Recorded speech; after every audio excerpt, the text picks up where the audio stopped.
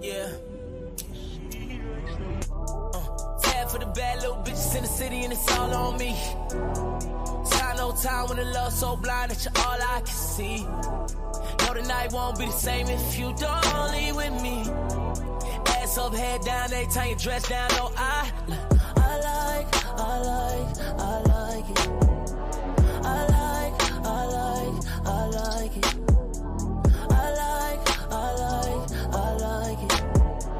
I like it. I like it. Good ass girl in the badass city, got the itty bitty titty, but the ass come with it. Got you hoping that a flash come with it. Looking single in the club, but you hoping that a man don't get it. And she pulling up late night, no teeth, play fight, big jaw, gray white, fuck to the daylight, put her to sleep, cause I don't need no Xan. If she fucking with me, then she gon' need both hands, yeah. Big penthouse, spend another 10,000, nothing getting rent out, money getting sent out. Good brain, good head, get the sense out. Then I make it rain in the bed, pull a tent out. She likes the way I put shit down, and I likes the way I ain't gotta call her whenever I'm in town, but she know when to pull up on the block, throw the hood up. The Bucktown boy, wood grain with the foot up. Call me when you need somebody to work on that body the way that it should've. Yeah, I pull up AM, scotch color gray bands, whole room darker than Ray-Bans, and I'm sitting on that ass like spray tan. I would get it poppin' with you or your 8 friends, but look, I like it. I like it. I like it. I like it. I like it. I like it. I like it. I like it. I like it. I like it. I like it. I like it. Likes the way I eat down. She likes the way. Yo, we in the building. We in the building, y'all. You already know what time it is. You already know what time it is. Got that big boy Mike in the house. Hello, everybody. What up, Mike? Hey, yo, I'm tired, man. I got out of work about 7:20. And I didn't get home till about 8:50. Yeah. I'll tell you my schedule, but it won't shock you because you've known me for about 2 years now. It won't shock me, bro. It won't. I ended up working a double Tuesday. So a double Tuesday. So I ended up doing like 8 o'clock at night till 8 in the morning. Yeah. And then went to work regular time. And then Wednesday worked a midnight shift, left, dropped my son off at camp, went back to work, and I work about 45 minutes away from my job. And then yesterday worked the full day, went back at 7:30 at night and worked till 6 in the morning this morning. Damn, so bro. I get it, man. Like anyone who's like, I'm tired, I'm like, I'm with you. But it's one of those kinds of years, bro. It's just one of those kinds of years. Like, just seem like it's a lot of work to do, you know? And I think that's reflective in the football too, because the football has been sloppy, it's been great, it's been aggravating, it's been fun, it's been damn, I want to quit. All in the same all in the same breath. Like I don't know. I don't get it. But look, we don't waste no more time. In here. Let's get to it. Let's recap what went on this past weekend. Let's start with the ECFL. We in week 5, Mike. Oh yeah, that's crazy. We in week 5, dude. And I think in week 5, we starting to really see the separation now. Yeah, it's the Admirals. Now the Admirals, man, that's a good team. Solid as all hell. And that's the thing. For all the people out there that are like, you know, they have talent, but on top of their talent, they're a team. You know what I mean? And that's dangerous. Especially in semi-pro football. I mean, that's dangerous at any level, but like you very rarely see that in semi-pro. At least lately. So for me to go out there and play in that game and see the other side and what was happening. In a weird way, it was refreshing to see that, to know that could still exist. And then in another way, it was just terrible to watch. But I had fun. Like I'm telling people, like, I mean, a cat's out of the bag now. Everybody now knows that I'm back and doing some stuff. But I'm having a blast. Like the football itself is fun.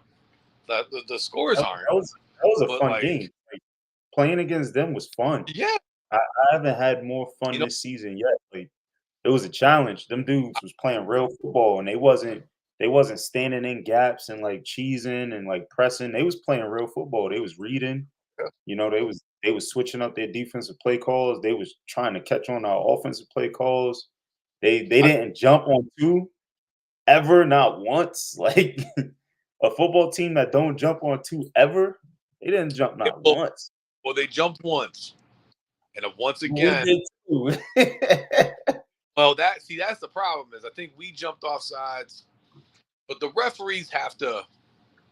On that circumstance, not to get off topic of what we're about to talk about, but just a quick 1 minute. That's the third fucking time this has happened now. I'm in the right as a center to snap the ball. Yeah. And then on the flip side of that, if I don't snap the ball and they come across and one of our own linemen do come off, that is still a penalty on the defense. Not in the ECFL. Apparently not. Apparently not. In pro football, apparently. You know what I'm saying? Offensive guys have to be 100% disciplined at all times. If they fucking sneeze, it's a false start. So we know how that goes. But I want to give credit because I said Blake Rice was one of the better quarterbacks that I seen. It was between Blake Rice and DJ, because I had seen them in person. Mm-hmm. But now playing against Jeff Costa, that motherfucker is dangerous. He's deadly. And I talked to him. He actually didn't play college football. He played college baseball. And he thought that he might have had a better chance with baseball. But his true passion was football. And I think you could tell because the dude stepped onto a semi-pro football field and he looks like a college elite quarterback. I mean, I told you, me and you had our conversation off this, on the cell phone, and yeah, he looks like a person that came off college. Hey, like he put up 56 points on us. Woo. Yeah, that was. But you know what though? I mean, in a way, it's weird. Our team is weird. Damn. And I mean, hold on, comments. I'm sorry, comments. I mean, all right, block him. What I mean by that is like, what up, Ronnie? Like we lost, but like we left. Some of us left the field feeling accomplished. Does that make sense? Yeah, accomplished. I left the field going to the hospital, so I don't know what the fuck you talking about. Well, I'm talking about you. We can talk about that if you want to, but in a second. No, what I mean by that is a lot of people on our team felt like we played the number one team. And listen, when I say that their defense, because obviously I wasn't out there on offense, or I wasn't out there on defense. I mean, for our defense, but their defense, they have. I don't think there was many guys under 6 foot tall out there on defense. Nah, you know what? Let's look at it. Let's look at the roster. So this is the Shams roster. And I just want to take a quick second. Everybody, take a quick second and look at this roster. This is the Marlboro Shamrocks, right? We're going to start here. Look at the colleges. Assumption's a good one. Worcester, Plymouth State, Bryant. Midland. Midland is a nasty school if you don't know about Midland. Weston, Connecticut, Mayville. This dude went to UConn and then transferred to Westfield State. Or maybe the opposite. Alabama A&M, nasty. That's a good one. This dude went to Hudson Valley. Mm-hmm. This is the team that's 2-2, right? Hey man, even Becker College, that was a good school at one point. Bro, the Admirals didn't even take the time to put the goddamn schools, but we know that this entire roster right here. Look how long the roster is, bro. Yeah. They're loaded. They are stacked. But my point is, for a team to go 4-0 to be dominating like that, you know that they got real talent. Because if the Admirals is smoking everybody and the Shamrocks got that much talent and they beat them what? What they beat the Shams like 48 zip or something like that? Yeah, it was something like that. Damn, at least we scored. Shout out to Delton for scoring that touchdown. At least we scored. I think that some people on our team took away was that, you know, the Admirals have only let up 12 points, and we were 6 of those points. Facts. You know, hey, they are who they say they are, man. They are who they say they are. I believe the Panthers were the other team that scored on them. Yeah, the Admirals is quadruple A, dude. They are quadruple. They're in a class of their own right now. But all right, taking it to the next. The Shams bounced back. I got this wrong on the summer rankings. I put them as 1 and 3. They're actually 2 and 2. I screwed that up. I thought the Raiders took them out, but the Shams 23-18 or Raiders. They I don't know what's going on in Marlboro. They don't look the same. They don't look the same. They lost a lot of. But you know what? The Shamrocks might have had. The Shamrocks did the same thing the Mustangs did. They had a lot of talent come to them that weren't for them. Yeah, you know, like they did. And now rid of that talent, and it might actually help them the same way it helped with the Mustangs. You know, the Mustangs at the beginning of the year had a lot of talent, and a lot of those guys, not that they were hurting the team, but you know, they just didn't gel with the other people on that team. So now they're gone, and the Mustangs are looking. Now the Mustangs are scoring 30+ points a game. That's a fact. That's a fact. I mean, talking about that, right? The Mustangs is down there. They played the Rebels, beat them 37-6.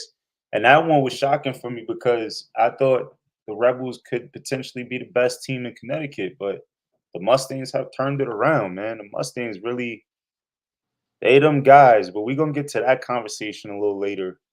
Right. I think that Bandits-Panthers game said a lot. That Bandits-Panthers game says a lot, man. 21-6 Bandits, and they did it in Connecticut, so they did that on the road. See, I'm gonna. I don't. Hey, I saw what I said. I don't know if I'm too shocked by that score by the Bandits and the Panthers. Not because I don't think the Panthers are a good team. I feel like same kind of concept. Like they added some guys on there that don't know probably the playbook. What playbook? Whatever playbook. The non-playbook. You know, or maybe I can't. I don't want to speculate. 17. Come get the ball. I don't want to speculate on what's happening over there because I have a lot of respect for a lot of the guys on that team. But you know, who knows next? Maybe tomorrow they play a better game. You know. Nah, I'm shocked at that. I'm shocked at that because I know that the running back number 5, the big running back, I don't even know his name. I need to look his name up. I know he got hurt pretty bad. Like it might be a season-ending injury. Hopefully that's the extent of it. Hopefully it doesn't go further than that. So I know that right now they're without a true running back, because Rocket is really their slot, but he's like they everything. He's like they Debo Samuels. But in my opinion, like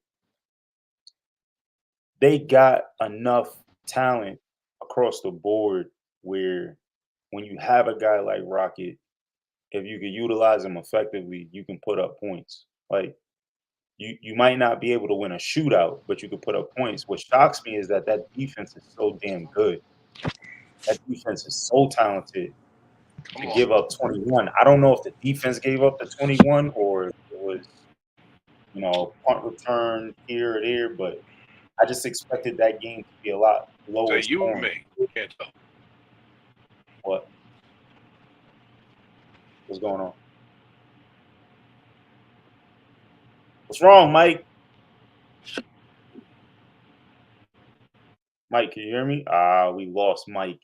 He's got that goddamn country bumpkin connection. That's the problem. Mike, you got to upgrade your service, man. But while Mike is gone, I guess I'll talk to the crowd. I'll talk to the public. Mike trying to come back. I don't know. He got that country bumpkin service. Y'all can't see what I see. Hold on. Wait, hey, country man. Can you hear me now? No?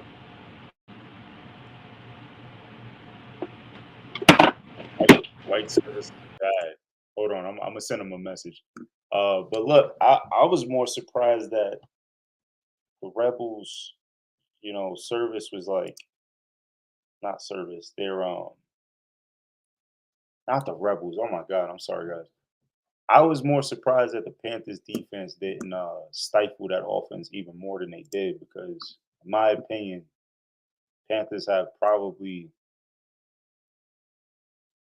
top 3 defense in the league, and that's simply off the strength of the fact that like that defensive line is stout, man.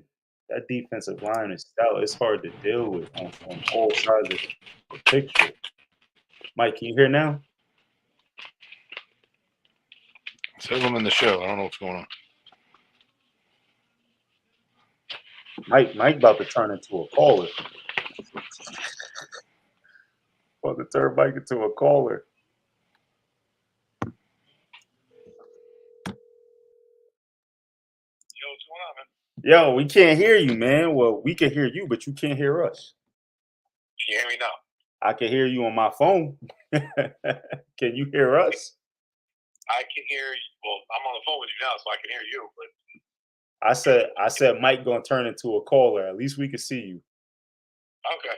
All right. Well, the problem is that I think that the storm passing over me. So, Yeah. what's going on? I mean, the storm was affecting a lot of people, but you gotta get rid of that country bumpkin service, man. You gotta upgrade. Get you some Verizon. All right, can you guys see and hear me now, or are we still on the phone? You on the phone? I put it near my mics, so I guess the public could probably hear you and we could see you. So, all right. Yeah, like I was saying, man, I thought that Panthers defense was a top 3 defense in the league, and I thought they would hold the Bandits back because the Bandits offense seems to be the weak point of the team right now. Their defense is pretty damn good as well. So that one for me, that one shocked me. But what else was in AAA? That was it, right? You had the Militia Admirals. We got beat the fuck up. You had the Shams Raiders. You got the Bandits Panthers and the Rebels Mustangs. I mean, the Rebels did play the Mustangs in New Haven. Maybe that score is a little tighter if the Mustangs got to go to Hartford. But I don't know. I think right now the Mustangs have solidified themselves as the best team in Connecticut. Plain and simple. Not just the record, but it's the play on the field. 2 weeks in a row, consistently putting up lots of points. The defense was always good from day one. Tremaine is playing out of his mind. However, I did hear that Tremaine isn't going to be playing defense as much now. They made some changes. I think that was the wrong move for them, honestly.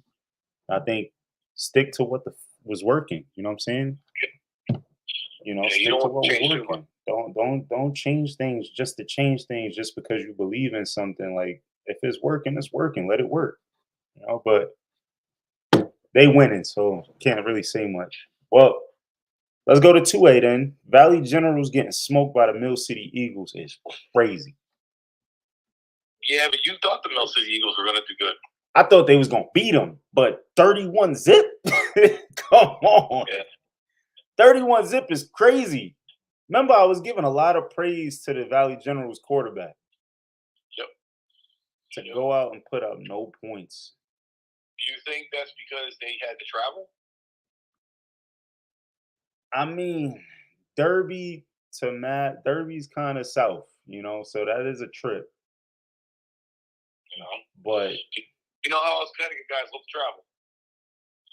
damn, man, like 31 points though to 0. It's not even like. So here's my thing: Mill City has a solid defense, and maybe we not giving that defense enough credit. But that's not the highlight of the team. So like getting shut out by a team that it's the hype. It's the hype behind the Generals that's killing me, because there's a lot of hype on what this team was going to do this year. A lot of championship talks. 31 zip by the Eagles means that if y'all made it to the championship game, it wouldn't even be competitive. Unless it was just one of them hiccups, man. You know, like one of them days where just everybody shows up, they're flat, and they just fell behind early, and it just snowballed into fuck it. So that happens a lot in semi-pro too. You know how them one touchdown scores turn a whole team into a whole other team. I guess so. I mean, if you look at the Eagles' points differential, I mean, defensively and two-way, they have the best defense in two-way. They've only given up 40 points. Yeah. And the next best defense in two-way is GSD. You know what I'm saying? My dude Menace said Mill City's like that. He's from that area, so he would know. I believe it. I personally felt like Mill City was one of those teams that shouldn't have dropped down. They was one of the few teams that should have stayed AAA. I thought GSD should have stayed AAA as well. I know everybody keeps saying they don't got the same roster, but Militia don't got the same roster either. You know what I'm saying? The Shams don't got the same roster either. You know what I'm saying? But I thought Mill City should have been one of those teams that stayed in AAA because they have the talent to stay in AAA. And it shows, man. 116 points. They are what, the fifth highest scoring team or fourth highest scoring team in the entire league. And the entire league. That's including single A and triple A with all the sandbagging that we see in single A. We're gonna get to that. But Mill City, man, they really doing their thing. I just thought that the Generals would play it a lot closer than 31 zip. Yeah, I mean, but they were due too. Like, they were due for this. Damn. Sometimes that hype gets you. Yes, it's a young team. It's a first year team. You got a lot of first year players. You got a lot of guys returning to football that haven't played football in a few years. Yep. So I think you're right. They was due for an awakening, and I think it's all gonna come down to how they bounce back from this, because this could turn your season backwards, and it could take you weeks to recover, or it could inspire you. You come out next week and you could smoke everybody that you play from here on out. Just all depends on how they respond to this. Yeah, no, dude, I definitely understand that. I hate to say they have to respond. They have to. They don't got a choice, man. They definitely don't have a choice. All right, we're gonna move on to Hurricanes Oilers. The Oilers are in a rough way. The Oilers are in a rough way, man. Yeah, I'm looking. They 41-12, top right. Yep, I see it. So here's my thing. The Oilers are 0-4. But they putting up a fight, right? Yeah. They putting up fights. They not just giving up. Because if you look, the Oilers gave up 90 points, but they scored almost 50. And I think the Oilers might have had the toughest start of any team. Want to take a quick look. Let's just look at what their schedule is. They started out with GSD, then they had the Eagles, then they had the Generals, and then they had the Hurricanes. And other than this past game with the Hurricanes, they were in every game. They was in every single game. So look at it. Look at it. The Generals beat them 16-11, and we talked about that game. We actually watched a couple clips from that game. But the Generals got smoked 31-zip by the Eagles, and they put up a fight with the Eagles. So is the Oilers really that bad? I don't know, because Marshfield has Eric Hamlin. They got the other three receivers from what the Cowboys used to be. Absolute dogs. These dudes are absolute dog legends. So I don't know. The Hurricanes, they're one of my teams, one of my favorites for the championship. So it's hard to say. Like, I don't know. I think this week they got the Hitmen. They could bounce back, man. Yeah. Yeah. Hitmen to get their shit together. The Hitmen definitely got to get their shit together. Asking me not to get ahead, but I think the Hitmen are done for you. Shit. Well, I think the Hitmen were waiting for this week. They were waiting for the Oilers game, right? They waiting for the Oilers. They were waiting for the Valley Generals, because that's a young team. I think they was waiting for Troy City. Like, they're waiting for a couple of these games. Let me take a look and see if I can see what the Hitmen schedule looking like real quick. But I think they were waiting to get to some teams that they know they can beat. You know what I'm saying? No, I agree with you. But yeah, I don't think they can beat them. Yeah, let's see if we take a look at this real quick. They got they had a tough start. You had to play GSD twice, and you had to play the Eagles. So, like, they lost to GSD at home by 1 point. Then they on the road both weeks. They on the road to Mill City. They on the road to GSD. You see the swing. They lost to GSD by 1 point. They go on the road. They lose by 11, right? But now they got the Oilers, the Hurricanes, and Marshfield. I think we can call that one. Then they got the Eagles again. They playing at Coley Memorial, so I don't know which game was a home game for them. Well, that was his ad. So Gills where they play. Oh, so they lost in Gill Stadium. Oh man, they lost at home to the Eagles. So yeah, they lost at home though, because I remember we played at Gills.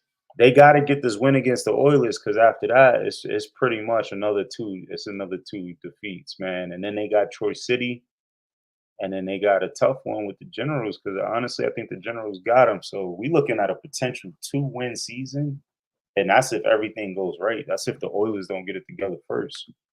Right. I think. Damn. You're asking me, and I think it's from national championship to bust. That's crazy. Yeah, I mean, hey, happens in the NFL, man. Super Bowl champions not making the playoffs the following year.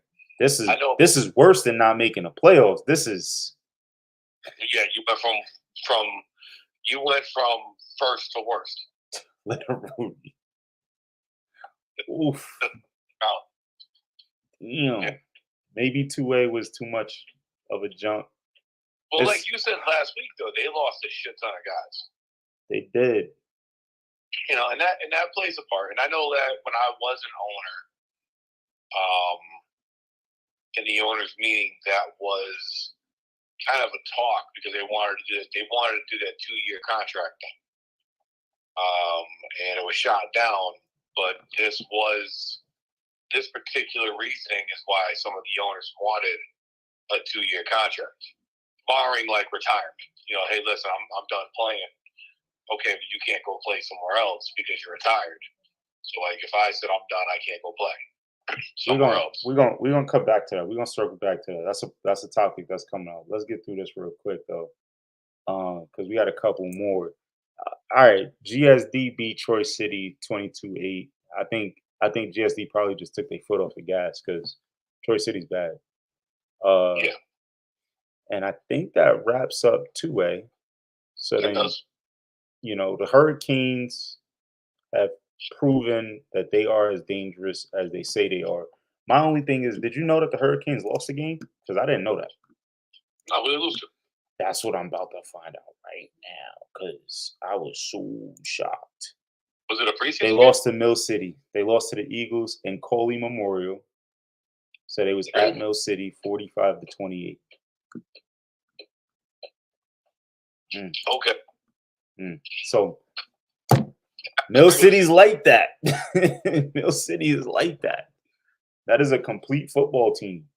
All right, so the Southington Gems, 22-0 the Ravens.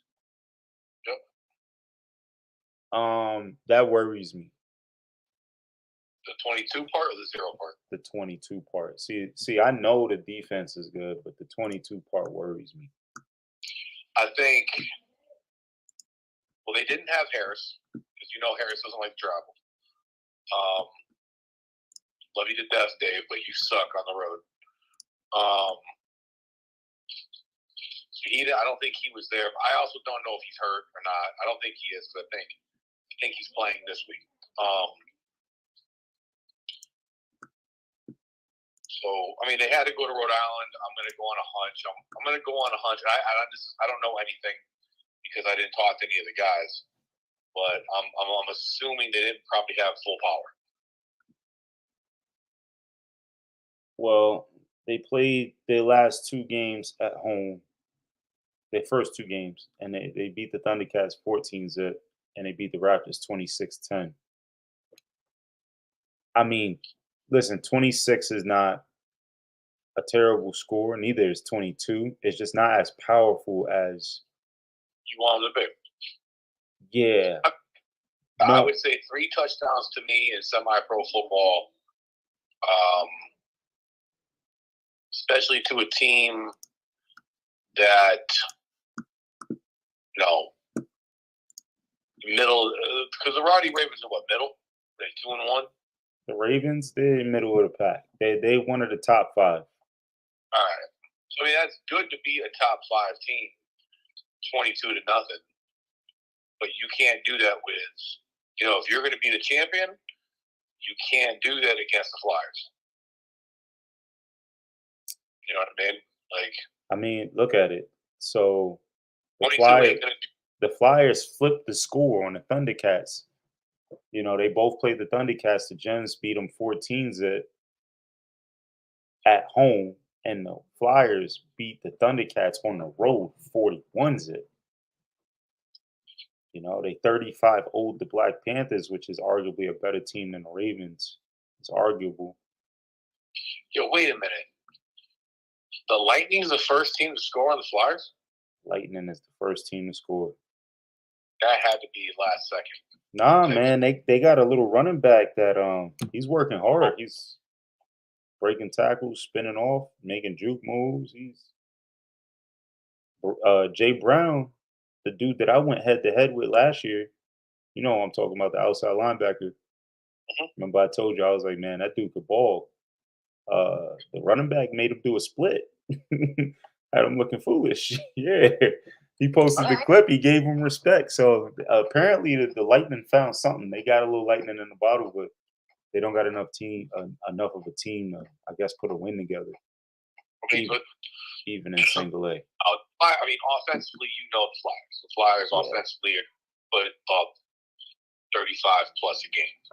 My thing is, I believe that the talent level on the Gems is higher than on the Flyers, but Gems is not putting it together the same way. The thing is, though, the Gems have a team because it's basically the same team as it was minus a few of us. And then they added some guys. That's what I'm saying. It could just be, more of them feeling themselves out, kind of trying to see what to do. Because, I'm going to go on a hunch. I'm going to go on a hunch. They got away from the same system that we had as far as offensively. Defensively, I think it's the exact same because Glass was there. So they're probably running the same defense that we did last year. But offensively, with Larry gone, and you gone, and Matt gone, they're going to ultimately run a new offense. So it might just take time for those guys to gel and learn their shit and go. Maybe so. I hope so. But God damn, them Thundercats are terrible. Yeah, Thundercats are terrible. 40-0 by the Rhode Island Raptors. NEFL team? Y'all gotta get it together.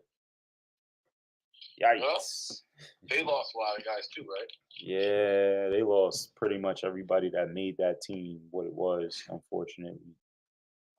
Black Panthers, they rebounded. You know what I'm saying? They was looking pretty terrible at the end of the spring, and they put it together for the summer, 26-8 on the Bruins.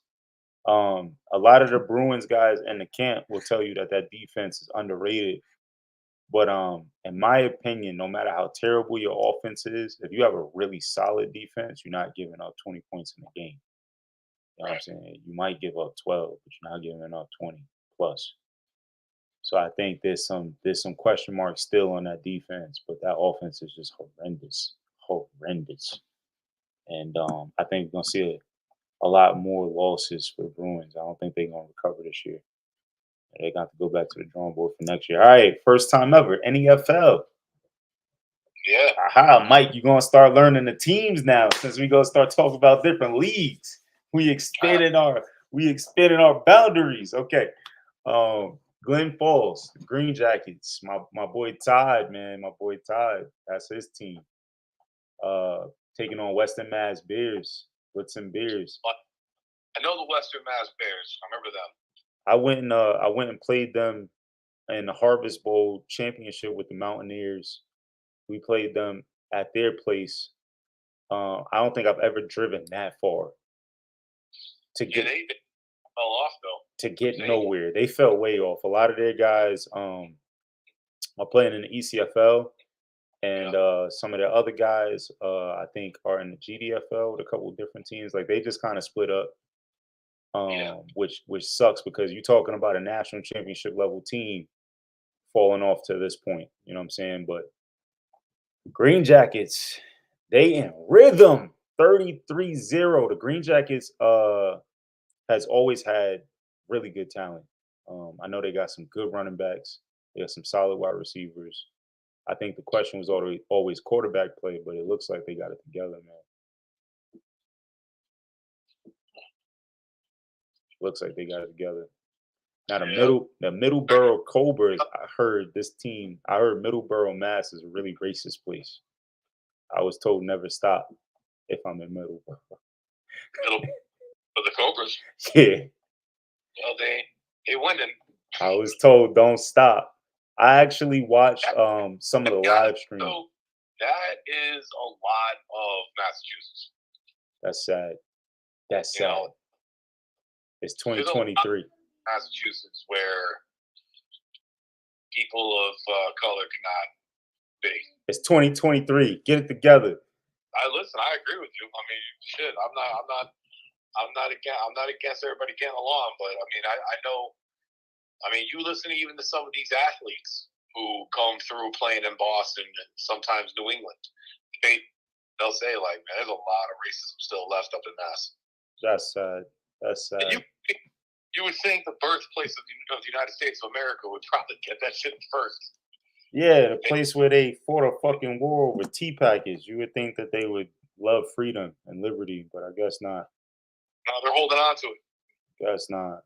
I watched the live stream of this game. I will say this. If this is the bottom of the NEFL, the bottom is a lot better than the ECFL. Like the Bombers and the Cobras would probably put up 30 on the Lightning. The football is a lot better.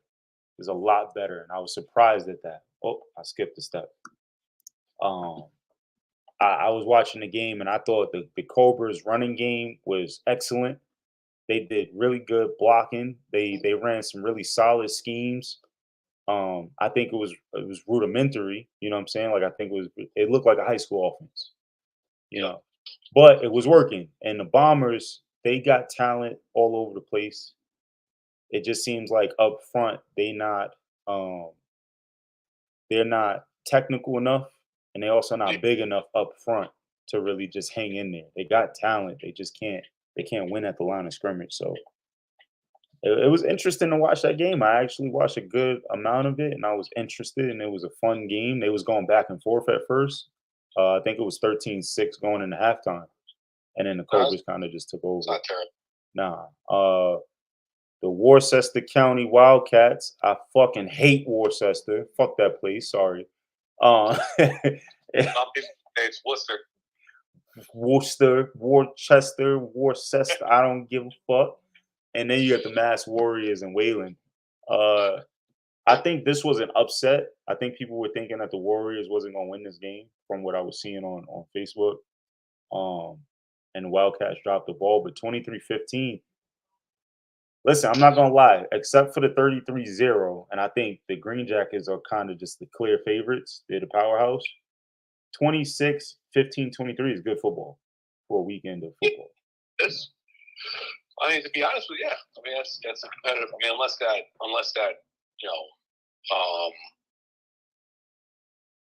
23-15 is good, no matter, even if it is last second. Yeah, it's not. That's not bad. You know, I was gonna say then like, yeah, maybe it's garbage time, but at 23-15 garbage time, unless that 15 came with 0.2 seconds left. Right. Yeah, you gave yourself a chance in that. All you needed was a touchdown and 2. You're going overtime. Exactly. You know, you gave yourself a chance. And even with the Bombers, man, that's the 2 touchdown game. That's within reach. Yep. Yeah. Is that the only 6 teams? This was the only 6 games played that I saw. Oh, okay. So,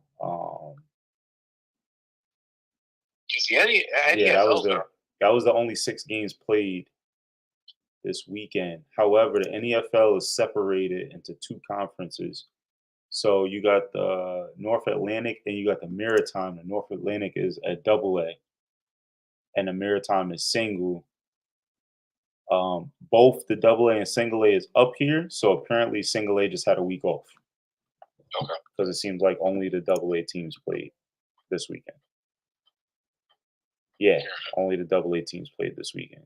You got the Riptide, the Ravens. Oh, no, the New England Bombers is a single A team. And they played the Middleborough Cobras, who's a AA team. So, damn. Hold on, we got to give them credit now. That's a little different now we got to give them credit. Because I said they looked like they couldn't win at the line of scrimmage. And we know what we know about the difference between the competition and the levels. That's usually the difference between single A and AA is the line. So the Bombers might have something going for them. Sheesh. Hey, keep it up. Keep it up. Keep it up. I'm gonna try to watch if I can, if it works out that way. I'm gonna try to watch at least one game from the NEFL every week until I get to see every team. You know what I'm saying? Yeah, I get that. All right, GDFL. Oh. Yeah. These are the teams. The top teams, man. Supposedly the top teams in the country.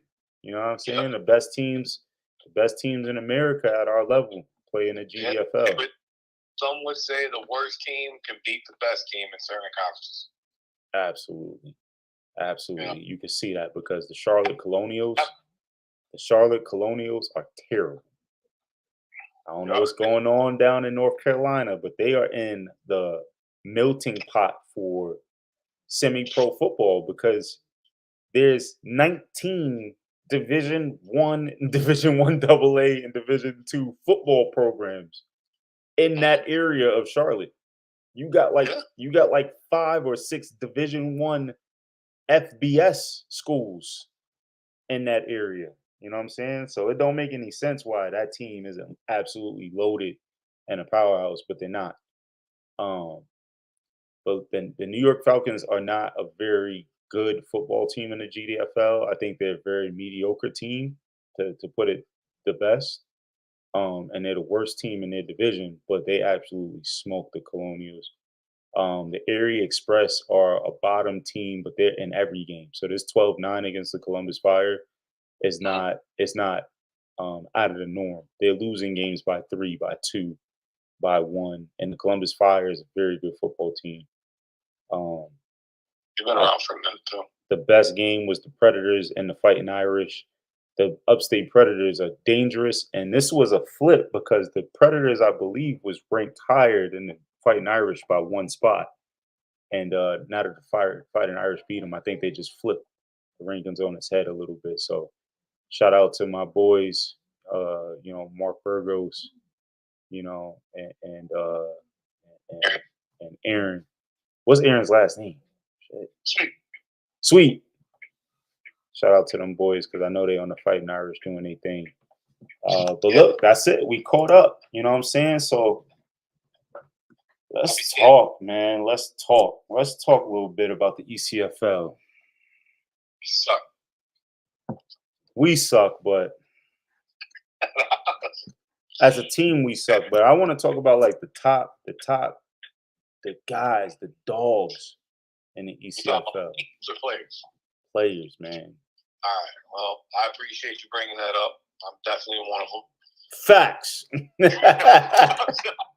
just fucking around, but I'm just saying, like, go watch the tape if you don't believe that man is speaking facts. That's a fact.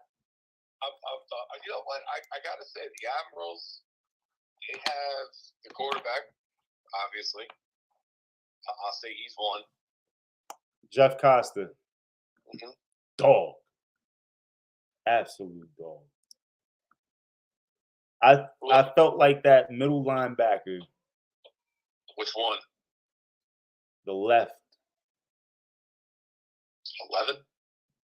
Yes. He 11 or 15, right? No, wait. Was it 18? 18, right? So many. They had so much depth, dude. Nah, hold on. Nah, there was one in particular. They really did have a lot of depth. There was one in particular. That boy was nice. 14? Hold on. I'm going to go to players real quick. I think it was 18. It could be. Outside? Inside. No, 18 was a kicker. So it might be 14.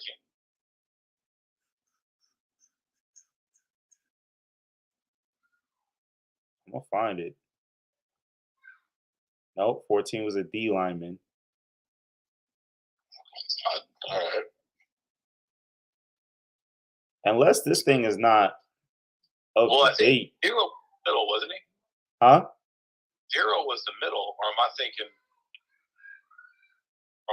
Panthers? Brian Miller, number 56, AIC. I think it was him. He's 6'3", 265. I think it was him. I believe it was him. They were tall. Yeah, I believe it was him because he was stocky and tall, and he could fucking move. I was so shocked. I was talking. That was the first game, even though we were losing, and I actually started talking shit. Me too. But it wasn't talking like I was telling them they sucked. I was telling them like I left. We were on the y'all got lucky. You scored that touchdown because we were on our way back. But like in my mind, when I started doing that, that means I'm having fun. Facts. You know what I mean? Like even though our game was not a fun game to be on as far as the reflection of the scoreboard, that game in particular, I was having a blast because, and I'll be honest with you, because at 42 years old, to be able to go out there and still kind of give these younger kids the business and like do my thing, I was like, damn, like I'm playing the best team and these guys haven't really done much to me. Right. You know, but as a team, I was like, what the fuck? You know, so in the third quarter, I decided to just start talking shit to him. Yo, can you believe that Jeff Costa has already thrown for 950 yards and 15 touchdowns? And 6 of them came against us. Yep. 1 interception. No, 5 or 6. Did he throw 5? I think he threw 5. And he had to have over 300 on us. Easily. Yeah. I mean, listen, I'm not bashing anyone on our team, but shout out to their O-line because I don't think he ever got touched. Probably not. And I know there's a lot of teams out here that don't have their stats up. So I'm just No, I'm just going off of what's put out there right now. The leading rusher in the league is Michael Bethune Jr., Mill City Eagles, 262. I haven't updated my yardage yet, but I know I'm not at 262, and that's crazy for me. I mean, the holes haven't really been there. I'm at 148. I'm averaging 6.5 yards a carry somehow. I don't know. I don't know how the hell I'm doing that. It doesn't feel like it, but only at 148, and that was at the Mustangs game. Yeah. So I'm missing Admirals game. I don't think I had many yards on the Admirals game. The Admirals game, no, you had way more receiving yards. Which is crazy in itself, but 262 is a lot. I need to say this to you. I think the Panthers game and this past game, I think were you our leading receiver for both games? Maybe close. If not, I'm close. I know Juwan was killing it on both games. He was killing it, but the Panthers game, he had those two long ones. Yeah. So you might have had more catches. I definitely got the most catches right now on the team. Yeah, you got the most catches on the team. But I think the Mustangs game, I think Larry might have had more yards than you.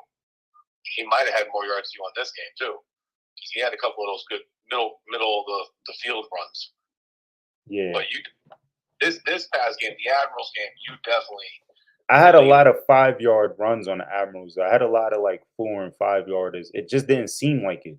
They were so spread out, and you and Larry might have had similar yardage, but yeah, you did. But then we stopped running because we got down fast. Yeah. You know, so I mean that's the only reason why we the last couple of games we've kind of gotten away from the runs because I mean let's be real, we're down 21-0 by the fucking end of the first half. First quarter. Listen, for everybody out there, for everybody in the ECFL, all the teams, all the players, get on the coaches. The stats got to be updated. We need everyone's stats in here. We need them up to date.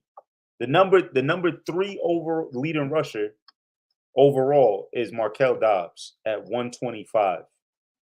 So Markel at 125 with 3 games played. We had the same amount of games. I got him beat. I got 148. You know what I'm saying? And that's the thing. Like, you wouldn't know that. Like, you wouldn't know that I was up there because my stats aren't up there. But also, there's a lot of running backs that probably have a lot of yards right now that's not even on this list. So right now, we got to say the best runner right now in the league is Michael Bethune Jr. in Mill City. That screws your old line up too because that's what we kind of. That's how you judge yourself. As an old lineman, we want to see our running backs and our quarterbacks have statistics. That makes us feel we're doing our damn job. Facts. And I hate to say it, but our old line is really good. It is. You know? It is really good. Yo, most touchdown. Go ahead. I think now I'm saying this for myself.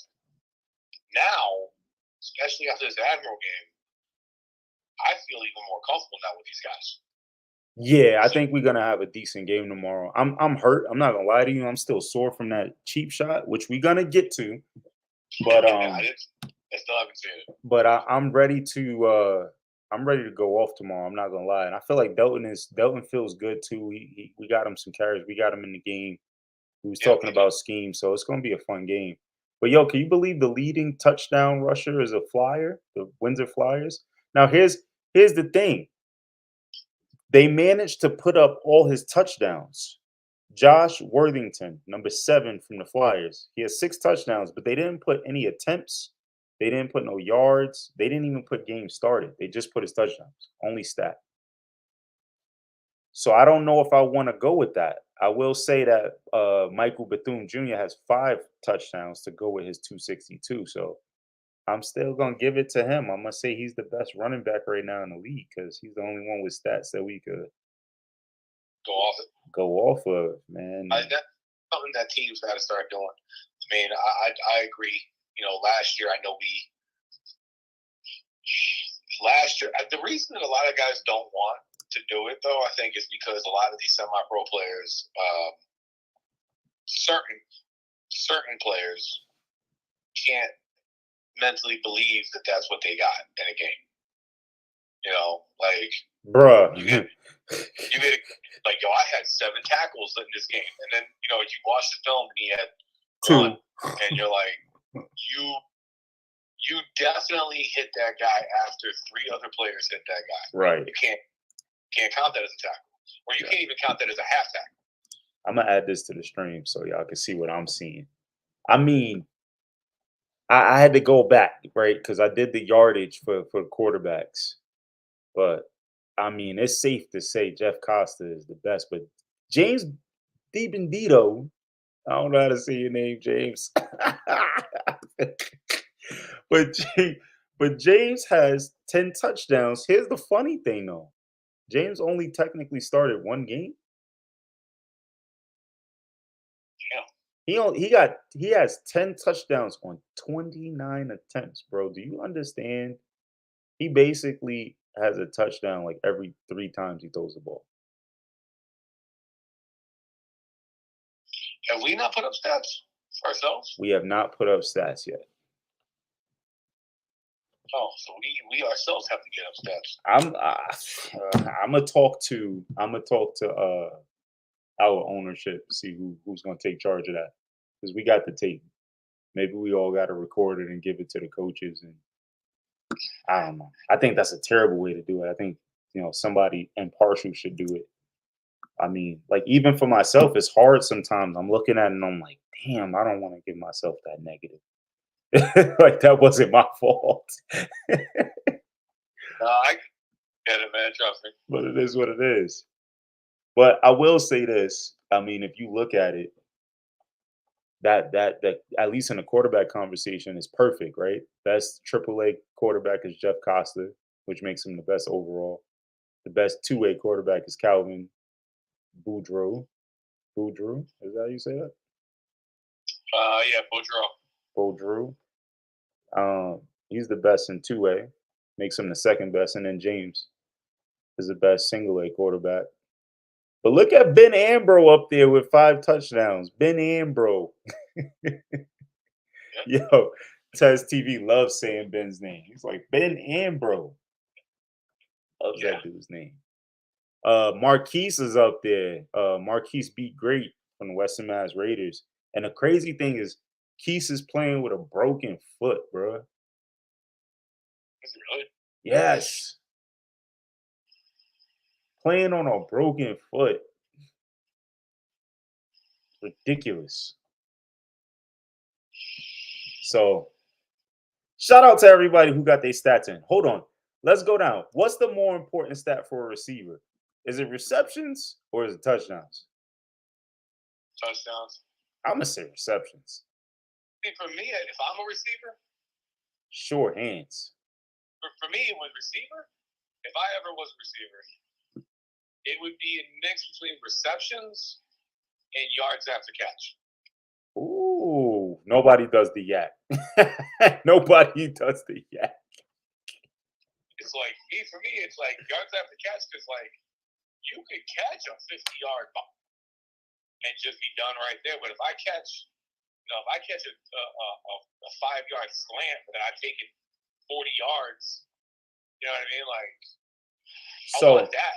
I want that on there. Like, yo, I end up taking this even further. So look at this. So, like, this right here from me is going to knock this dude right out the top for me.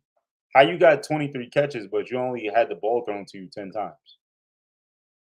Yeah, that's true. Come on, make sense of that. Then now I don't trust you. Your whole stats get wiped out. Is that just targets? That's what it says. It says targets. I mean, that could be. I mean, the quarterback could have overshot him. Unless they did it backwards, unless this is how many catches he got and that's how many times they threw the ball at him. But look at this. 8 targets, 15 catches. So Mill City, I don't trust your stats. I don't trust you guys at all. I will say this. I don't even need to look to tell you who the best receiver is in the league right now. It's this motherfucker right here, George Smith. He is the guy. He's the dog this year at wide receiver. 6 touchdowns. Yeah, Stormy Smith, bro. Yards. Stormy is the guy this year. You know what I'm saying? But Prince Johnson is doing his thing. Number 11, bro, he was killing us. They got a hell of a 3-headed snake, man, because Dre Williams was, I believe this is the guy that was a Taunton Gladiator. And I was watching this dude move, and I'm like, damn. He got that. He got that smooth operator, bro. He got that just run with effortless, momentum. Just spin effortlessly. The juke is effortless. The speed is effortless. It's everything, bro. He got a nice package, man. That's a crazy 3. And look at how you got to give credit to the quarterback because look how even it is between 4 receivers. He dishing that motherfucker. Yeah, I'm giving the line some credit, man. That O-line definitely not. Man, they doing their job. That O-line is nasty. Man. I don't know. All right, so we got these 2 guys that I don't really trust, and then we got a 3-way tie between the Admirals. Let's look at yards, since we don't got yards after catch. I still don't trust this guy. So then we got the 3 Admirals, Stormy Smith and the lead. And then what we say, touchdowns? Yeah, touchdowns. I still don't trust this guy. And then Stormy Smith. So like I said, Stormy's the guy, man. But it's crazy. His longest is a 72. Prince Johnson's longest is a 78. And they even put the drops in. He got 1 drop. Stormy don't got no drop. That was that long one was against us. I'm pretty sure this one was against us. Yeah. I'm surprised. Hold on. Andre Williams right here, running back, 89 yards, 39 against us. Nah. Maybe this isn't updated because they did have what, like a 50-yard run against us, right? Huh? They definitely ran that ball right up the middle. Yeah, like a 50, 60-yard run against us. So we got to do better with these stats, man. Do we have defensive stats? Let's just check that out. Oh, we got defensive stats. Yeah, well, these are probably not accurate at all. All right, total tackles. Anthony Rose, 48 tackles already in 4 games. Bro, he's averaging 12 tackles a game. That's very good. That's more than pretty good. Sheesh. That's crazy. That's Luke Kuechly. Bro, 37 solo. That's you on another level, my guy. That's Luke Kuechly. White or black, I'm just saying that's what Luke Kuechly is statistically. I think this dude is Spanish, Anthony Rose. I think I remember him. He's solid. He's a good linebacker. He's solid as all hell. The next closest guy has half the tackles. So he's like front runner for defensive MVP if this is accurate. Somebody got to check that. Somebody got to check them stats. And he has 2 interceptions, 4 pass deflections, and 2 sacks. So this dude is balling. Yeah, he's killing. He's killing it. I think we know who should be at the top if all the talk is true. Oh, it's not. He's not. He's not at the top. Jeremy Perry only has 2. Perry been going crazy. He been talking reckless. Did you see the post he put out earlier today? Did he say he had 4? I think he said he had 4, but my man's James confirmed. I'm sorry, guys. I gotta catch up. Lester, what's up, Lester? Appreciate you for coming out, man. Yeah, he said Josh is like that. James said he's like that Ant been dominating middle linebacker. Yes, sir. I think Perry said he had 4, but he put out a post earlier talking about to the Golden Badgers because that's who they play. He said, "Don't throw the ball at me because I suck. I'm trash. Throw the ball at Cedric Joyner, who is fucking balling. Joyner is balling. He putting in that pain, man. But Cedric, I will say this. Cedric Joyner got 4. And you were on the team with me last year. Jeremy is playing better. Jeremy's playing 100,000 times better. And my God. I have a theory on why Jeremy's playing better. What's the theory? His girl was pregnant last year. Yes. You know, that motherfucker was worried about having a baby, doing all that stuff. His mind wasn't on football. Yo, when I was having my son, man, I took 2 years off. The year before he was born and the year after he was born. I couldn't do it. Anthony playing tomorrow too. Anthony playing tomorrow. Both Jeremy and Anthony played tomorrow last year. They're playing better, both of them. And they're both playing a lot better this year. I also think with the team dispersing the way that it did, I think those guys knew that they had to step up and they put a lot more effort in the offseason. Oh, yeah. 100%. I think they grinded this offseason. They knew that they had to step up and be leaders. And you could tell. I mean, Jeremy is playing better than he did when he won a championship with the Thundercats. And Jeremy, I think Jeremy had way more to prove than probably anyone on that team. A little bit of a shout out on this one. Because truly, if there was one player who put a lot of shit talk, if there's somebody who shit talks a shit ton, Jeremy talking a shit ton last year when he came to us. And he really kind of put the Vipers on the map with the amount of shit talking that he did. And then we played that Thundercat game, and you know, let's be fair, he kind of fell short in that game. And then throughout the year, I don't want to say he struggled, but I don't think Jeremy ever found himself being very comfortable in where we were with the Vipers. And now I think with them being the Gems and, you know, maybe possibly certain people are gone, certain people he knows going to step up, and he had a lot more to prove to, I think, himself than any player probably in the ECFL from last year to this year. You know, and I'll give Jeremy at least in that division. And I'll give Jeremy very, very credit. Jeremy did not want to go to single A. He was very gung ho about going double A, but to his credit, he put a lot of effort into that Viper organization and helping Brian and Ashley, especially with their youth stuff. So I understood it when he stayed. Yeah. After he was one of the first. Him and a few other guys, but Jeremy was the first one that I contacted when I left.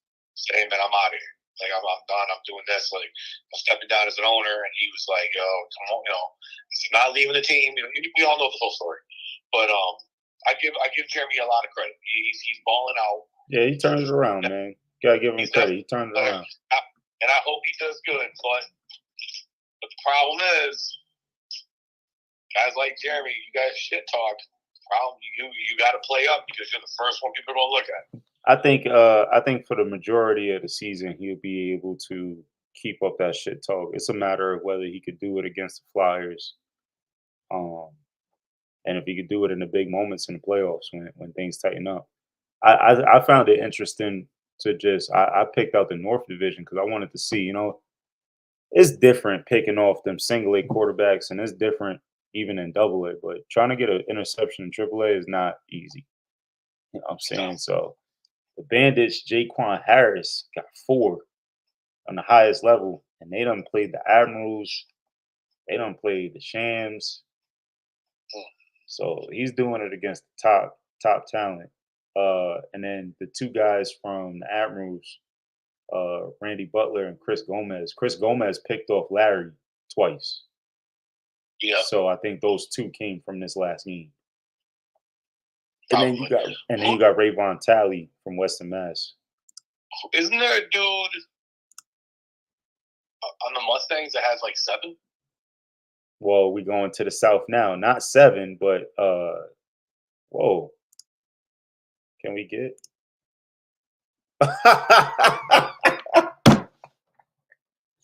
Okay, so he doesn't have 7. I believe he has 5 right now. You're talking about Tremaine. Oh, okay. So yeah, Tremaine I think has 5. He caught 2 against Larry, and I think he has a couple others. I think he has 1 in every other game. I think he has 1 in every other game, if I'm not mistaken.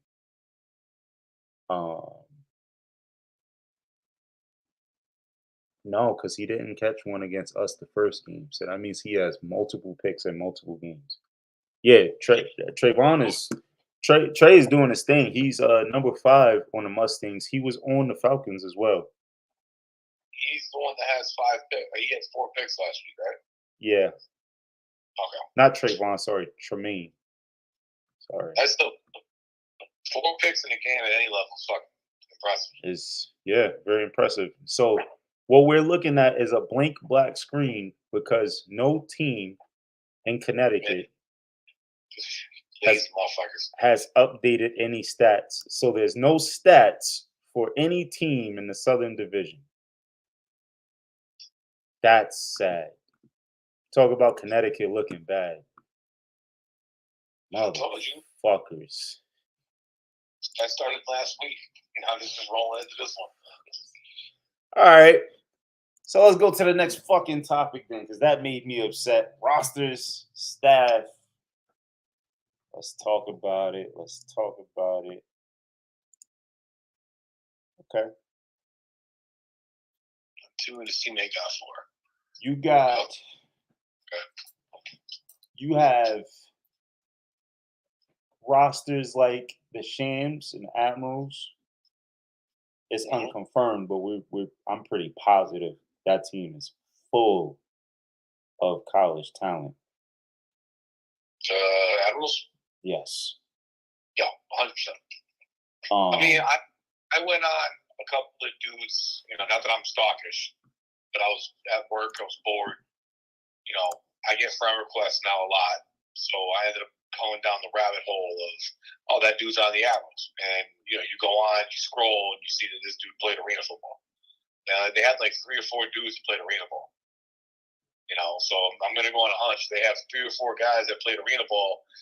Probably majority having a lot of dudes that played probably Division 3 to Division 1 football. That linebacker that I was talking about, he played at AIC. He played at American International. It's a good team. So Division 2, it's a decent team. They pretty shitty, but decent. Yeah, but I mean, if you get if you go to college, even Division 3, you have an advantage, in my opinion, over a lot of people who play semi-pro football only at the aspect of prep, game film. Don't get me wrong; these traits can be learned anywhere. You could go to a really good high school and learn these same things. But like Division 3, you're gonna have to go to team meetings. You're gonna have to go to game study. You're gonna have to go to practices, individuals. Different reps, different sets, all that stuff. So you're gonna basics of football and some. And then when you get to this level where it's like most offensive linemen just want to play man, solo up and go one-on-one, or, linebackers, same thing. It's, hey, we'll just go this way. If that guy goes this way, we're going to go that way. Where the scheming aspect of, and I'm not saying all semi-pro football, because I will give semi-pro a little bit. The teams that I have played since I've come back to play since 2000 have been pretty good with actual football terminology. Like real life terminology that you can go to a college campus and when you're sitting talking to someone at offensive and defensive line, and you're like, "Hey man, where is he?" And he goes, "Man, he was in the 4. He was in the 4. He was in the 5 tech, or he was in 2I." Can you believe this shit? And dudes understand that. You're like, "Oh, thank God. Okay, good. They know where those are." Who the hell's that dude? Don't look familiar. Yeah, he does. I'm just trying to. He was on our team a week ago. It was all good just a week ago. Now he's an admiral. What's up with that? Fuck that. Jose, I'm calling you out. Anybody that know Jose, tag that motherfucker, because what's up with that? How you gonna go to a team that don't need you? What position is he? Linebacker. Remember the short Spanish linebacker against the Panthers before the game even started? He sat out, said he was hurting. I ain't gonna lie now. I don't. Jose is a guy that I was really big on. I was big on us getting him for the Falcons. I went and I watched a New Milford Fire game when they played the Shamrocks, and he just looked like he was locked into the game, but he sat the bench for most of the game. And a lot of the guys were saying, yo, get him in the game, get him in the game. He really could ball. And I heard a lot of things about him over the years, about him being a really good linebacker. I saw some tape where he played really well. Filled the gap, head down, you know what I'm saying? Made a good read, wrapped up nice and low. I'm like, damn, this dude could ball. He's a solid linebacker. I don't know if he just didn't believe in the system or if he wasn't willing to fight, but I didn't see the dog that I was expecting this year with us. You know what I'm saying? I was waiting for it to come out. So I thought maybe, you know what I'm saying, he didn't do much running in the off season and maybe the summer heat, you know, it takes a couple guys. Some guys, it takes them a couple games to really get in rhythm in summer ball. You know what I'm saying? It's too damn hot, too early for a lot of these guys. So I'm like, all right, maybe it's going to take him a while, but then he jumped ship. That jumping ship shit. Yeah.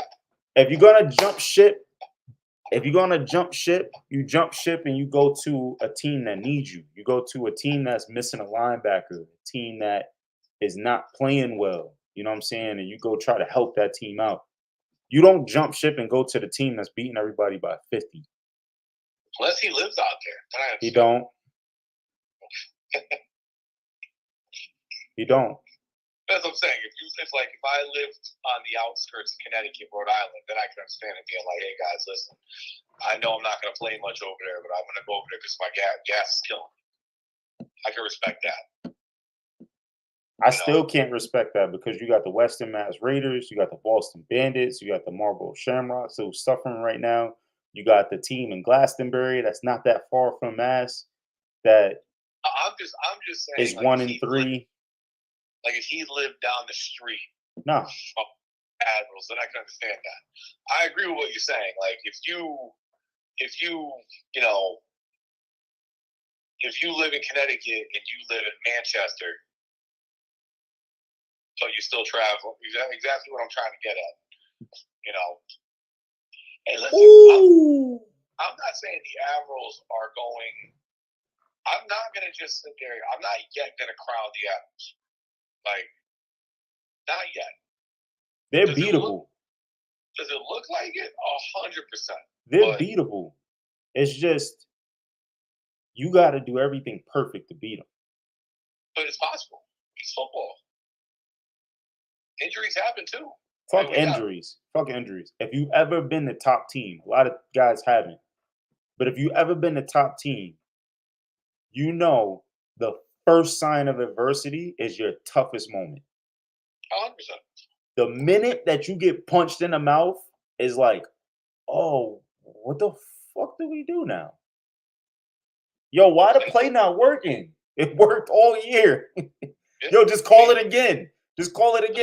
Pick six. Oh shit. I'm not gonna sit here and do I hope we're one of those teams that get it together and turns it around and starts producing wins 100%. But who's to say the Shamrocks don't come climbing back? Who's to say the Mustangs don't completely take over? Taking our team out of the equation. The Mustangs can't beat them. We obviously Let's be real. The Mustangs can't beat them. The Mustangs is a team that's I'll put it to you like it's this. extremely talented. If the Mustangs they can't do everything perfect. No, hear me out. If the Mustangs could go down there and not do what they did against the militia before I got there, where touchdown, and they're like, you suck and you suck, and I'm going in because that dude can't do that. If they were to stay intact and be the team that they've been the last 2 weeks, and know that they're going to be in a battle where, like, hey, listen, you're probably going to score on this one. We have to go score on this one. Our defense has to stop them. Their defense is going to stop us. You know you're in a battle. I think the Mustangs have a shot. No. I think they'll do it. What team? All right, so what team, even though we got away from the staff and we'll get back to it. But what team do you think going into this week right now, if you were going to give them, would it be the Shamrocks? Shams, the Bandits. I mean, the Panthers did only hold to 21. The Panthers won't be able to do it, but the Rebels could. The Rebels just lost to the Mustangs. I said the team that beats them will have to do everything perfectly. Those are the only organizations that are put together well enough, established long enough, that work together well enough that they could potentially put together a complete game and shock the world. I don't think it's going to happen, but I don't think it's going to happen either. I think the best shot that we'll see is the Shamrocks getting back to what they do, picking up some guys if they haven't already. Then this is a dub, but having picked up some guys that might have retired or they might have lost, getting those guys back, and I think they could put together a complete game. I watched them do it plenty of times. I watched them be the lesser team talent-wise on the field and still win the game. Yeah. You know, I've watched the Shams do it plenty of times. It was Seminoles 2 years ago. Yeah. I think the Bandits have the defense to compete with the Admirals. I think they don't have the offense. And I think if they could limit mistakes on offense and play good field position game and just play solid defense, they could shock the Admirals. They could force Costa into a couple rare mistakes. You know what I'm saying? The main thing with Costa is keep him from being able to let the ball go. Make him hold on to it. I'm not going to lie to you. Yeah, Costa looked great to us. But that's also because Costa had 48 seconds to throw football. Absolutely, all day in the world. And then when he did let it go, our DBs couldn't run with his receivers. So it was like, it was a mute point. Like, I can say that. Like, there's a lot of people in this world in semi-pro football that could get all the time in the world and still throw a shitty ball. Not that one. Not that guy. No, he had the time. You get that motherfucker some time. But he did throw. There was one ball he threw. I think it was when they went up 42, and it was he split the safeties in the middle of the field. Oh, the dime to number 11. Yeah, and it was just like, oh damn, that was a good throw. Absolute dime. Basket that was right between both of them coming in. They were both converging, and they knew where it was going. It was in front of Anthony. Yeah, he had to step on him. It was in front of Anthony. It was I don't think that was number 11. I think that was Stormy, actually. It was the right slot, ran an easy post. As soon as he came out the break, put it on a rope. Shit was perfect. It was perfection. Perfect. I was like, okay, there's a lot of quarterbacks in this league that would have that time and still throw a duck. Overthrow it, miss him, throw it too far inside. You know what I'm saying? Like, it's like, okay, you know, like, so he definitely has the intangibles and he has the talent. He also has size. He's not a little guy. No, he's like what, 6'3"? At least like 215. The entire team was 6'3". Yeah, they had a nice squad. The entire team felt like they were all 6'3", 6'4". I was, because I'm 6 foot, so I'm 6 foot. Schwartz is what, 6'3"? Schwartz is 6'3". Yeah, 6'3". Cody is 6'1", 6'2". And then me and Juco are both 6 foot.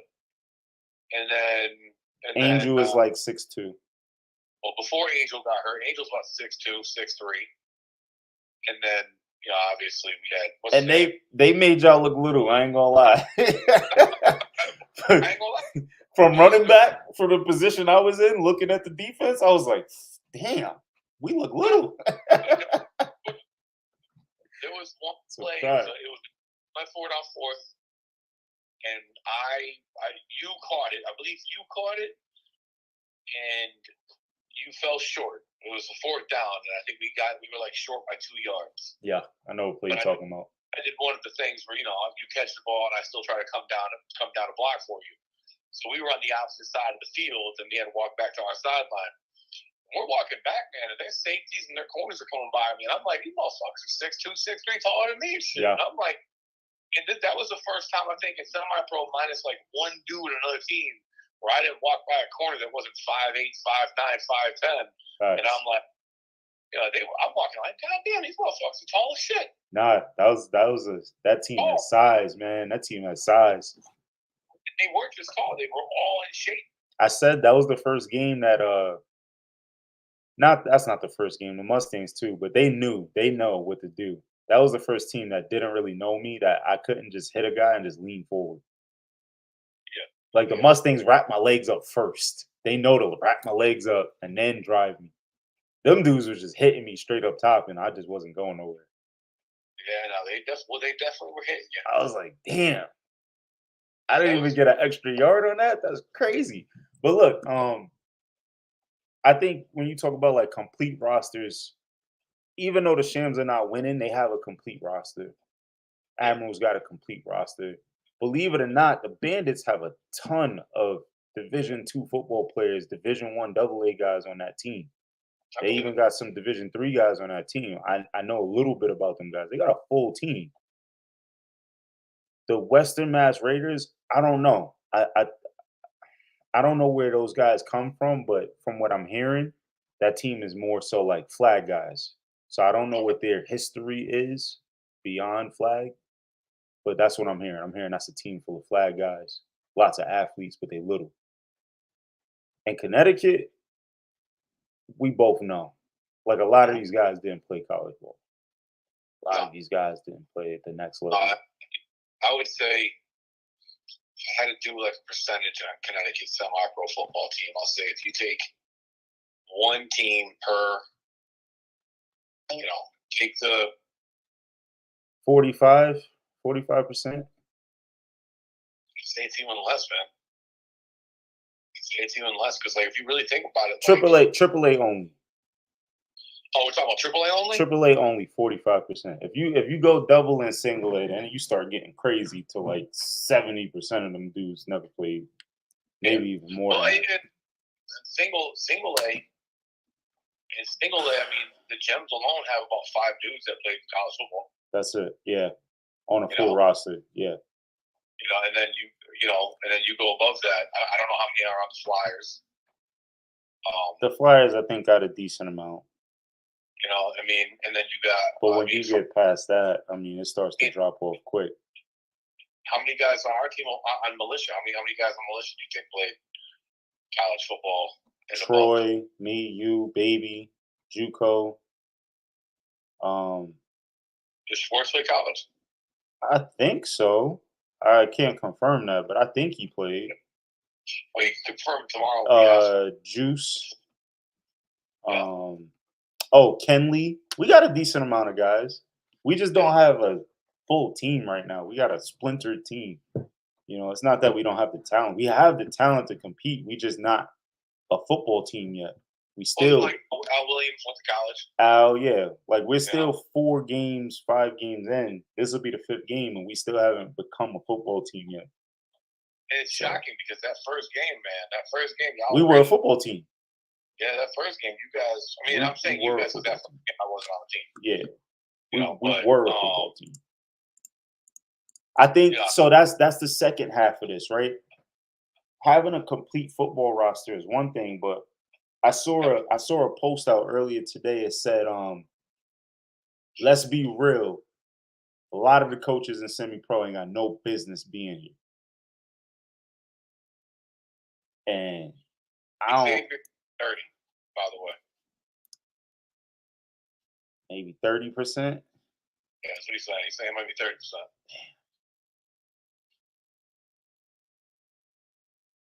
Okay, I agree with that. I can say that. I think that's what I said. I think I said about 70% of them didn't play college football. I think you said 45. Yeah. Nah, I was saying it's AAA.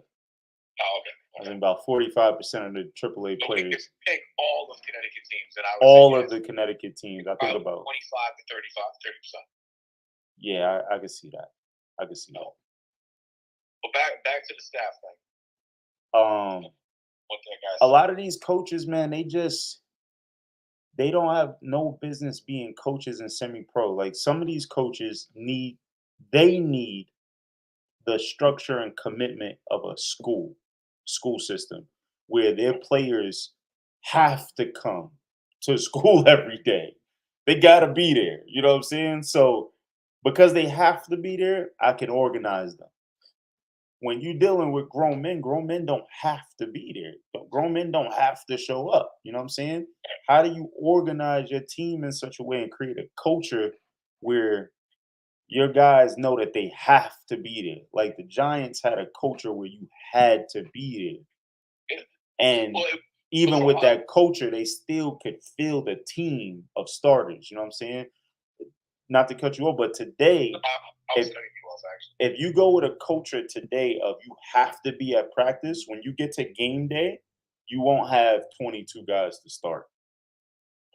No. No, I mean, and that's the thing. So when I was back when I was on the Connecticut Giants, it wasn't so much we had to be there. We did have to be there. I mean, it was a mandatory when you sign on that contract. We had to be there. But the difference between the Connecticut Giants, like especially the years that I played, which were 2001, 2002, 3, 4, and 5 was where I was pretty prevalent with them. And then after 05 is where I kind of started going on doing my own stuff, right. The football ventures. And then I would come back here and there. But we were also getting paid a little bit, so it made us want that. Now I will say this: after 2005, that's when a lot of that stuff started to stop, and it was you don't got to pay dues, or I'll buy you a helmet. It started becoming more into an incentive based. Hey, listen, man, I can't pay you $150, $200 a week per game, but I'll buy you a brand new helmet. I'll get you that helmet. The stock market kind of went bad, and there was low corporate profits between 05 to like 08. We kind of went into like a. I didn't work from 07 to 09, so I was in recession. Yeah. But then what ended up happening for us there, as far as practices went, it was if you don't come to practices, you're not playing.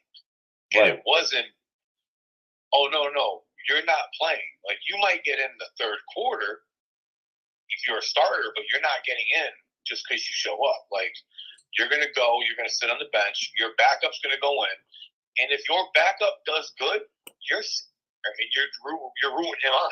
We did that. The militia, for the second Mustangs game at home. A lot of guys who came to practice and was consistent went out and started. And there may have been some more talented football players sitting on the sideline, but they sat on the sideline and we let that score climb up and we ate that bullet. You know what I'm saying? But I think the difference between the culture of the past and the culture of today is like that shit would have motivated me. That would have made me angry, hungry. I would have got in the game and I would have smoked somebody just because I was so heated that I didn't start. You know what I'm saying? But today, like the guys got on the field and they was just like, "Oh, you didn't start me, so like I really don't even kind of want to be here." And the score is like whatever. So like, and now I'm not coming to the next practice just because you didn't play me. So, oh, and by the way, because you didn't play me and we losing so bad, I'm gonna go to the Admirals. I'm gonna go get me a quick little ring real quick. Like this shit is terrible, bro. You can't even fix this. And then guys are mad when a Connecticut team gets all the way to the championship and they can't never win. Yeah, I mean it's true. I mean, it's funny because when I first got back into this whole pro world, 3 years ago, Adam Angles and Harry from the Shams, Dan Harry, yeah. Dan Harry, I'm sorry, would talk shit about Connecticut players. Y'all turn on each other. Y'all do this, and me walking into that, I would be like, man, fuck you. Fucking, man, we talk about fucking more dudes in Massachusetts at that time. And now in the 3 years that I've been in semi-pro, it's like, fuck, he's right. Because Connecticut guys, the culture of Connecticut has shifted in semi-pro. And I only say in semi-pro because, I mean, my son's going through his shit as a youth, and trust me, that shit, I'll tell you this right now, dude, there's guys right now who are grown-ass semi-pro football players that if they did half the shit my son did, they wouldn't make it. You know, my son's busting his ass every day to try to do something that truly isn't even one of his dreams. Like, this motherfucker wants to be a veterinarian. Like, you know, he's good at it, and like, he knows. What? You know, you look at my son. My son's, you know, he's 10 years old. He's 5'2". He's 140 pounds. Like, he's a big kid. You know, he's one of them kids you could tell mentality wise will go up against anybody. I don't care how big you are. Yo, you know who your son reminds me of? Nah. He reminds me of Cody. I can see that. He reminds me of Cody Smith. You know, but like, the one thing I can say is, I want my son to play more like me. No offense to Cody, but like, the thing about him, it's like, I watch him go and do all this. Man, these guys can't even make it. You know, they can't even get yelled at, let alone the practice. Bruh. You know, you can't even tell a dude he's fucking up. Bruh. You know, without him wanting to fight you. How many times have you been next to me on the sidelines, whether it's been on the Vipers, the Falcons, or now, where you hear, "Oh, well, he didn't do this," and it's like, I've sat there and ate that. Eat it. Don't even say nothing. And then, like, they walk away, and I'll look at you and go, "Is that what happened?" And you're like, "Nah." And I'm like, "Okay, that's what I thought." But I'm not there to play football and start pointing fingers. Like, okay, if you are my guard or you are my center and you're my tackle, and you think I effed up that block, all right, fine, I'll take that. But game film later on is going to prove differently. And then on top of that, when that game film comes out differently and it shows that I'm not the one that effed up, how are we going to fix this? Game film is undefeated. And you know what's funny? You know what's funny? Talk about culture. I put out a poll. I said, yo, let's do game film as a team. Let's watch the film. One guy answered, and the one guy that answered was on defense. I said offense only. The one guy that answered was on defense. I mean, I don't know if you saw. You did, yeah, you did. I put out there, hey guys, listen.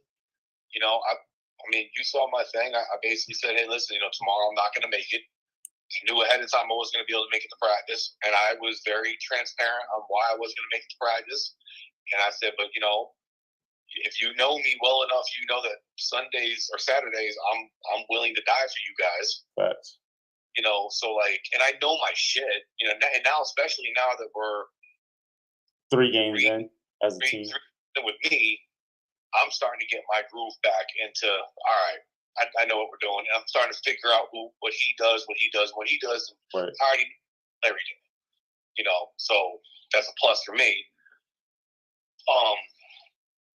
But it's like, you know, I give you my transparency on what I'm doing, and I think you and Larry are the only two that responded. You know, and it's like, all right, well, not to say like fuck you guys, but it's like, and I'm truthful. If tomorrow we show up and they're like, hey, you're sitting out because you didn't come to practice. All right, I'll sit on the sidelines. I ain't gonna bitch. I'm gonna keep my things on. I'm gonna stand there and just, all right, so let me know when you need me. And I would do the same.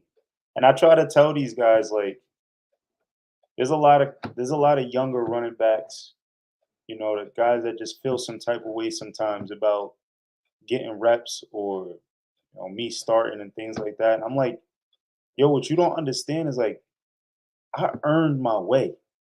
I spent years in semi-pro being a better athlete when I was much younger and stronger and maybe a step quicker.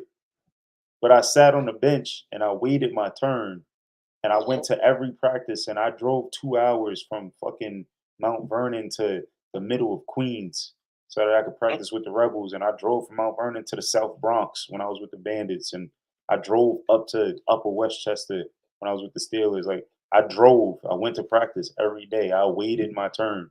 I came to Connecticut. I did the same thing when I got to Connecticut. I came to practice every day, and I earned my way onto my field.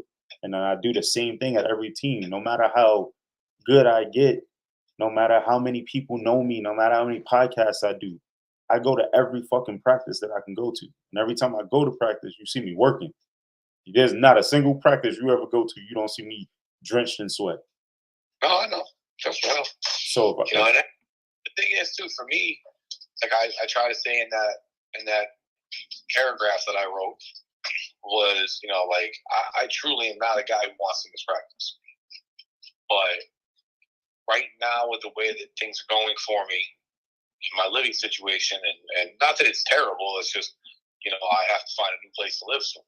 And the market sucks. And apartments suck. And where I need to keep my son in school, it's very scarce. So for me, it's like, I gotta work. And right now, my company, we're going to be going dead soon. So we're in a busy moment, but like November, October is dead. And then end of November, December, it picks back up.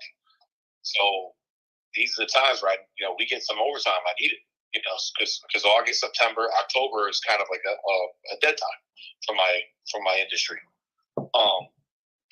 So for me, it's like, all right, I need to do this, but like, again, like tomorrow we go and, hey, listen, you guys put somebody at center or guard and they're doing better than I'm doing, I'll sit on the bench. No, I mean, listen, we all grown men. At the end of the day, there's ways to circumvent guys not coming to practice. You got to do the meetings, man. You got to implement the meetings. And when we talk about staff and that side of football, that's where the coaching staff earns their job. You know what I'm saying? We're grown men, but at the same time, the structure and the organization of the organization comes from the coaching staff, its general manager, and its ownership. You know what I'm saying? Those guys are supposed to make those executive decisions. Listen, this is what we do. This is how we are successful. You know what I'm saying? And if something's not working, those guys have to be good enough to adjust and be like, all right, this isn't working. Now we're going to do this. If I can't get the majority of my team at practice, I have to do something to teach them the football I need them to know. So that game time, I can call a play. You know what I'm saying? If that's having a meeting on Zoom Monday, Tuesday, and Wednesday for 3 different things. Monday is to listen, all my DBs need to know this technique. All my linemen need to know this blocking style. And all my running backs need to understand this type of scheme. And then Tuesday is, hey, all my quarterbacks need to know how to read this. And on Wednesday, it's, hey, we watching film. And then Thursday, whoever can make it so we can do it live. But if you took that, when I see you on Saturday pregame, yo, remember the blocking scheme we went over? Let's see it right now, as opposed to trying to teach it, during that moment, understand it, and then rep it all with like an hour and a half to go before the game. Like, that shit don't work. And it was so easy for me to just say that just now. It's that easy for coaches to be like that. But we have a severe lack of talent at the staff level. There's a lot of fucking teams that have, food trucks at their games, and, they got fucking fireworks and shit, but they don't got no medical staff. They don't got no EMT on the sideline. You know what I'm saying? They don't got no tape. You know what I'm saying? Like, how you got a food truck, but you don't got no EMT? You don't got no, if I break my leg, I got to wait 10 minutes for a fucking EMT to get here. You know what I'm saying? Those are supposed to be, man. Those are supposed to be like non-negotiable, mandatory. I'm correct. I'm pretty sure Jim said at the beginning of the year, if teams didn't have an EMT available on site, that was a forfeit. Well, I'm pretty sure that was said. Unless they changed that shit. Had to have a medical staff, and it had to be the other team had to supply that. Like, I know, like, I get that. one team is responsible for supplying it. My opinion is that every team should have one all the time. I agree. I agree on that, and that's the thing. Like, I mean, that's the one thing that I can say I'm proud of as an owner for the Vipers, that we did have all that. And granted, we got lucky with Miss Tammy, but like, say Miss Tammy and her family didn't play for us, we would have had that. I would have made sure that is there too, because as you know, I have medical issues that I need to have, a quick response. For me, Right away. Especially for me, I need quick response, or my son's not going to have a dad. So it's one of those things where I break my leg, I'm probably happy, more so than the other thing. Yeah. So it's like, yeah, I need medical staff there.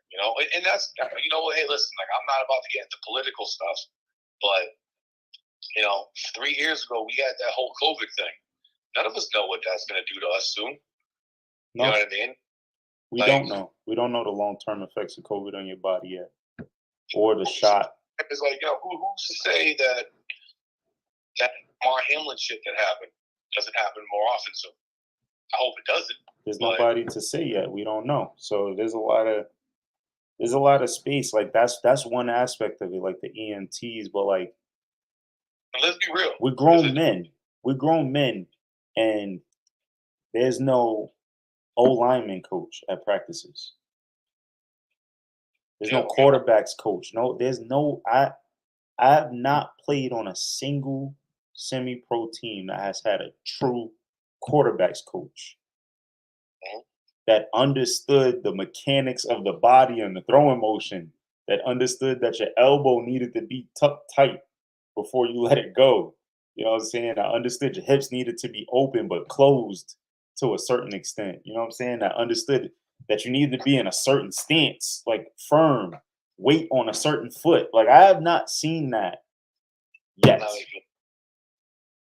That's because all those guys are getting paid in college. Not handsomely, but they're getting paid in college. But then on top of that, too, I mean, how many times have you done a semi-pro football team where, they have more than 5 coaches?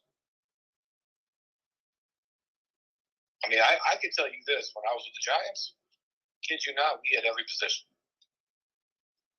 We had every position. We had a medical staff, more than one person. Fuck, we had a cheerleading squad. Hold on. Teams that have more than 5 coaches that I played on? Where they don't fall off near season, mid-season. Yeah, that's what So I'm not going to give you credit for having a coach for 2 weeks and then he takes off. Right. Hey, man, I had this running back coach, but he was gone after week 4. I've never played on a single team like that. That's had a full coaching staff the entire season. I mean, don't get me wrong. When I was, like I said, Connecticut Giants, we did. We were loaded. We were loaded to the gills. I mean, we were loaded. And the thing was, the coaching, unlike the players or some of us, volunteer. What about GMs? So, like, recruiting, you know what I'm saying? Like, is the problem with the Hitmen that they didn't have a GM that, as they were losing guys, was able to reload that roster? Really? I mean, the thing is now, I mean, like I know we talked about it last week, and someone said that, when I played for the Connecticut Giants, there was only like 4 teams in Connecticut, and all 4 teams were in different leagues. That's another thing, yeah. But it's like, it wasn't like we all were in the same league playing each other. We were all in different leagues, all in different levels. Now, I really think, and I mean this, and this might be controversial, but I really do think that we need to start having tryouts with actual viable cuts. Bro, I have met 5 guys. Take you with me. I met 5 guys this year that were Division I football players Division I AA guys that even played in the NFL that I tried to recruit into semi-pro, and they just won't come. They just won't do it because they don't find. First of all, I'll tell you this. I've never had this happen in New York. This has only happened in Connecticut. 'Cause I've bumped into some guys and I was like, yo, you should come out and play in New York. And I've never had this response. The response I got in Connecticut from each of the 5 guys was, oh, yeah, I know about that. Like 15 teams hit me up already. They like, yeah, I know the Panthers. Those guys was talking to me like 2 weeks ago. Yeah.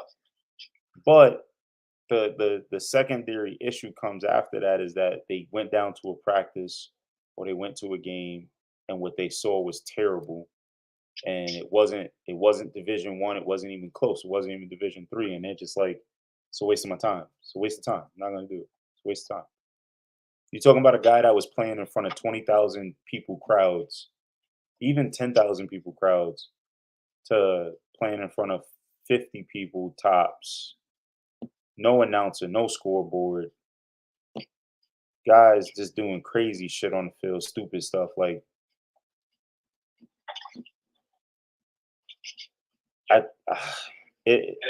the honest truth is like, there's but so much the players can do.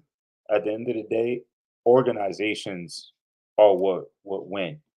Like, there's a reason that Tom Brady became Tom Brady in New England. You know what I'm saying? There was a lot of guys that had the Tom Brady probably ceiling, right? But they never had the organization they needed in order to be better. Right. You know, you talk about like the Titans being where receivers go to die and the Browns being where quarterbacks go to die. That's because the organization is terrible. Yeah, I mean, unfortunately, you're not wrong on that, you know? And right now, semi-pro is where football goes to die. Yeah, unfortunately. Real shit. Like, hold on, I'm getting out. I think you're correct. The thing that saddens me about it is for those younger players. You know? Bro, I'm glad you said that. I'm gonna go on a quick little rant. With the NIL deal, with the way that the NFL is set up right now, with the way that the transfer portal is set up, with the way that you have social media, the way that fucking semi-pro teams have access to Huddle, there has never been a better time where semi-pro is more positioned to actually be a legitimate level of football, especially with the fact that they revived the USFL and the XFL, and now you have the AFL making a return. Right now, it's being proven that there's a market for football outside of the NFL. It's proven. There's proven legitimate millions of dollars flowing into football outside of the NFL. Right now is the time to strike for minor league football, for semi-pro. But the organization is so fucking terrible, it can't happen. And everybody who's in a position to change it is so fucking terrible themselves that before they ever try to come up with the solution, they just shoot it down. Nah, that won't work. Nah, that won't happen. No, we can't do it. Nah, that'll never work. The guys will never fucking agree on that. You motherfuckers ain't trying. It's that simple. You're not trying. You happy because you're benefiting from it. You're the one guy who's getting fucking actual dollars from this shit. You the one guy whose friends is the sponsors of this and that, and they giving you kickbacks because they getting money because people are buying these shit. Like, just because it's working for you doesn't mean it can't be better for you. It could be better for all of us, but you so fucking stuck on keeping shit the way that you got it. And that's the same thing with these teams and these team owners. They're so stuck on what they did and not on what they could do that these motherfuckers are just like, nah, man, it works. Nah, man, it works. We just gonna keep doing what we doing. It works. We gonna keep buying these same knockoff fucking jerseys that rip halfway through the season And if it rips, we just gonna buy another knockoff fucking jersey. Instead of just go ahead and investing in better jerseys. And the better jerseys is gonna look better and it's gonna make people go, oh, I like those. Yeah, the jerseys are. I mean, I hate to say it, but in semi-pro football, the jerseys are the biggest selling point. And they're fucking terrible.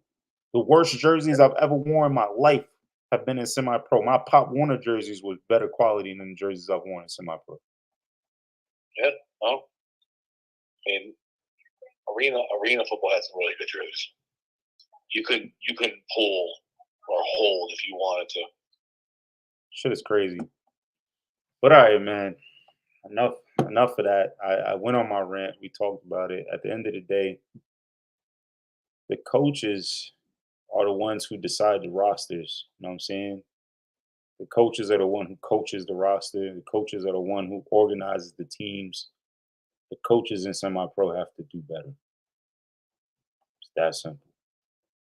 We come down on ourselves all the time about the players having to be more committed and all these things, but the structure isn't even there for the players who are committed. And that's the truth. That's why you got guys, running to be with the Admirals and running to be with the Shamrocks, talking about structure, talking about discipline. And then they get there and they can't even survive in it. Because they so not fucking used to the structure, man. Fuck you, Kenny.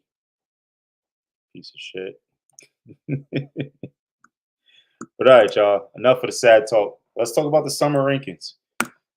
We put this together. I know it's probably hard as hell to see, so I don't know. I'm not going to leave it up for too much longer. But you can go to my Facebook page and you can check this out. I'm gonna get the 60 for 60 Facebook page going. Kenny, fuck you. I'm a stiff arm you. We added in the NFA. I wish I could make this bigger. I'm gonna try to make this bigger for y'all. We added in the NFA, which I didn't know about. The NFA is what is that? The Northeast Football League, I believe. Yes, Northeastern Football Alliance. We added in the EFA, which is the Elite Football Alliance. Shout out to Sean for getting me the information on his organization. So now we are up to 63 teams, and that's why you can't really see it. That's why it looks so small, because 63 teams is a lot of goddamn teams, Mike. And then trying to rank them all against each other is tough. So, I mean, I'll kind of just talk about it like the militia, my team, we slipping, we sliding fast. You know what I'm saying? We sliding real fast. We going down to bad territory for a AAA team. I was high on the Generals. They just took a crazy L. So that's going to be tough. The Hurricanes are probably going to jump up. I had a conversation with Coach Matt Tomczewski. He was talking about, whether I should use the schedule or the not the schedule, but the results from the spring into the summer power rankings. And my take on it is, first of all, nobody else is doing that. Nobody else is using a team's momentum from the spring as a reason to kind of rank them at a particular position in the summer. So that's kind of one way that we separating ourselves. But also, I like to encourage teams to be proactive. Like, the more football you playing, the better. That's just kind of my opinion. So if a team is playing in the spring or a team is playing earlier and they playing for longer, definitely want to support that. So we definitely want to continue to use the spring going into the summer. But yo, it's some teams out there like I think Mike went away for a little bit. Here. Oh, you there? Mike, the NFA has the Ithaca Warriors in it. Remember, we played them with the Vipers. Yeah. They were Division 2, right? Yeah, and I tore the fucking ligament in my foot that game. But we still beat them. That was a tough game. They're in the NFA, so it's cool to see some of these teams come in. You got the Genesee County Spartans up there. The EFA has the Long Island Mercenaries, which is a decent team. They got the Demon Knights. Um, it's just a lot of teams though to kind of rank against each other, and this is pretty cool because I know when I first got into semi-pro, I didn't know any of the teams. I knew like 3 or 4 teams by name. Everybody else, I was just playing. And I was just hearing about them, and I wasn't even remembering them. So it was pretty cool to see all the teams, pretty much from like northern New York down to Philly. Yeah. I tried to add every single team from every single league.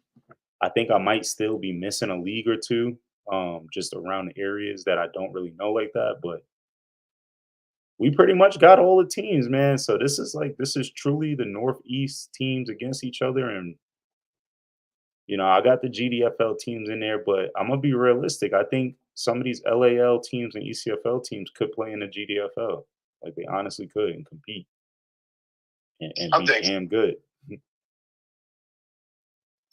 I definitely agree with you on that. Yeah. I think we might do a top 25 like college, or maybe we'll do a top 10. I haven't decided yet. Me and Mike will talk about it. But right now, we're just going to go through the top 10. At number 10, East Penn Raiders in the LAL. They're in the South. At number 9, the Boston Bandits. They're 3-1 in the ECFL. Number 8, the CT Mustangs at 3-1 in the ECFL. The Mustangs beat the Bandits in a head-to-head, so they get the lead on that. Number 7, the Upstate Predators. They're 3-2 in the GDFL. They dropped because they lost to the Fighting Irish, who are number 6 now. Troy Fighting Irish. They're 3-2 in the GDFL. Number 5, we got the New Jersey team, the Tri-County Owls. They play in Camden, so they're really on the border of Jersey, Philly. They're 7-4, and I took their record from the Den.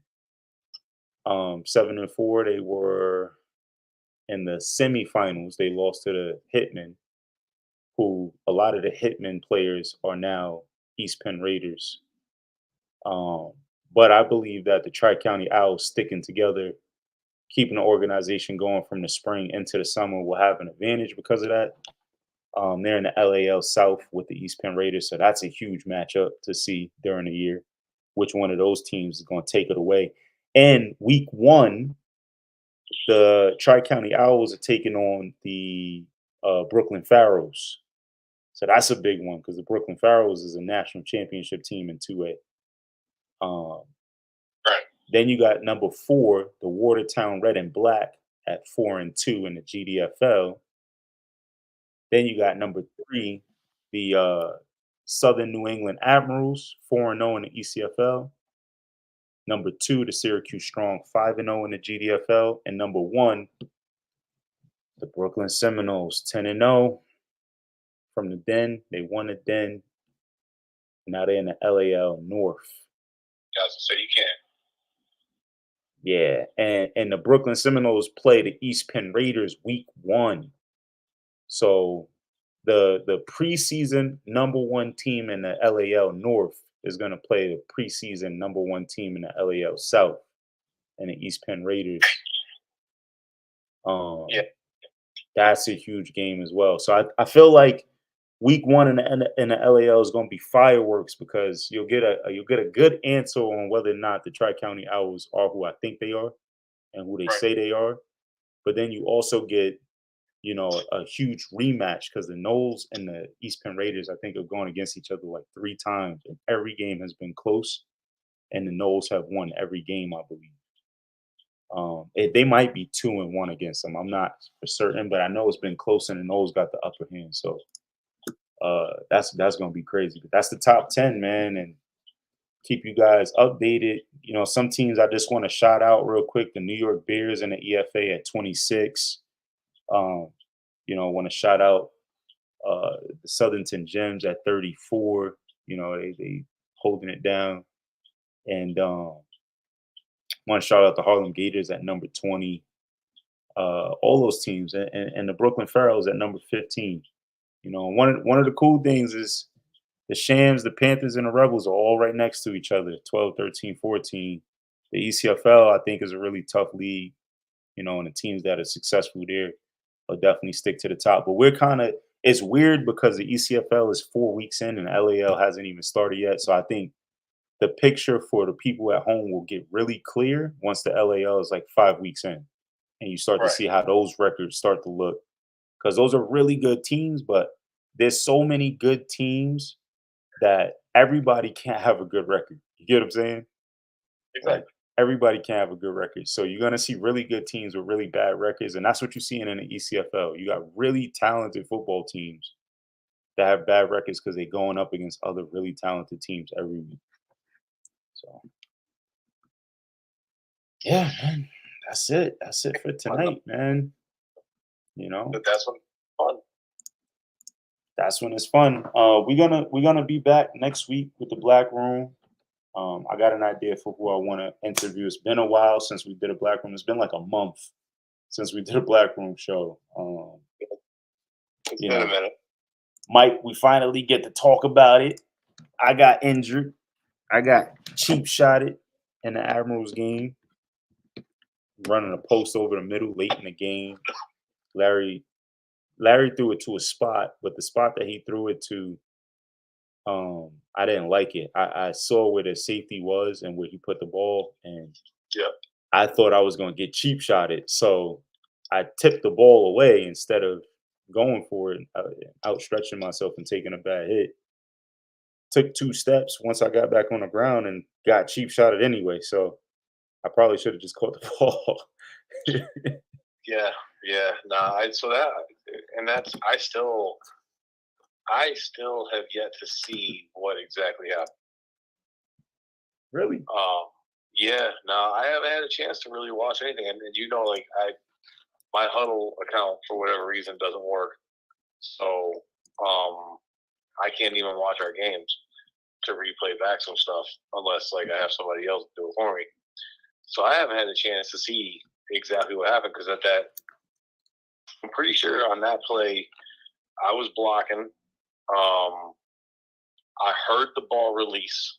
I heard him throw the ball, and then I heard the hit, and then you were just on the ground, and Larry goes flying past me, because clearly he had saw what happened. Right. So he comes flying past me, and me and Schwartz just kind of stand there, and everyone on the sidelines yelling at us like, "Yo, you're not going to go do something." And I'm like, "What happened?" So I scream out like, "What happened?" And someone goes, "They hit Larry."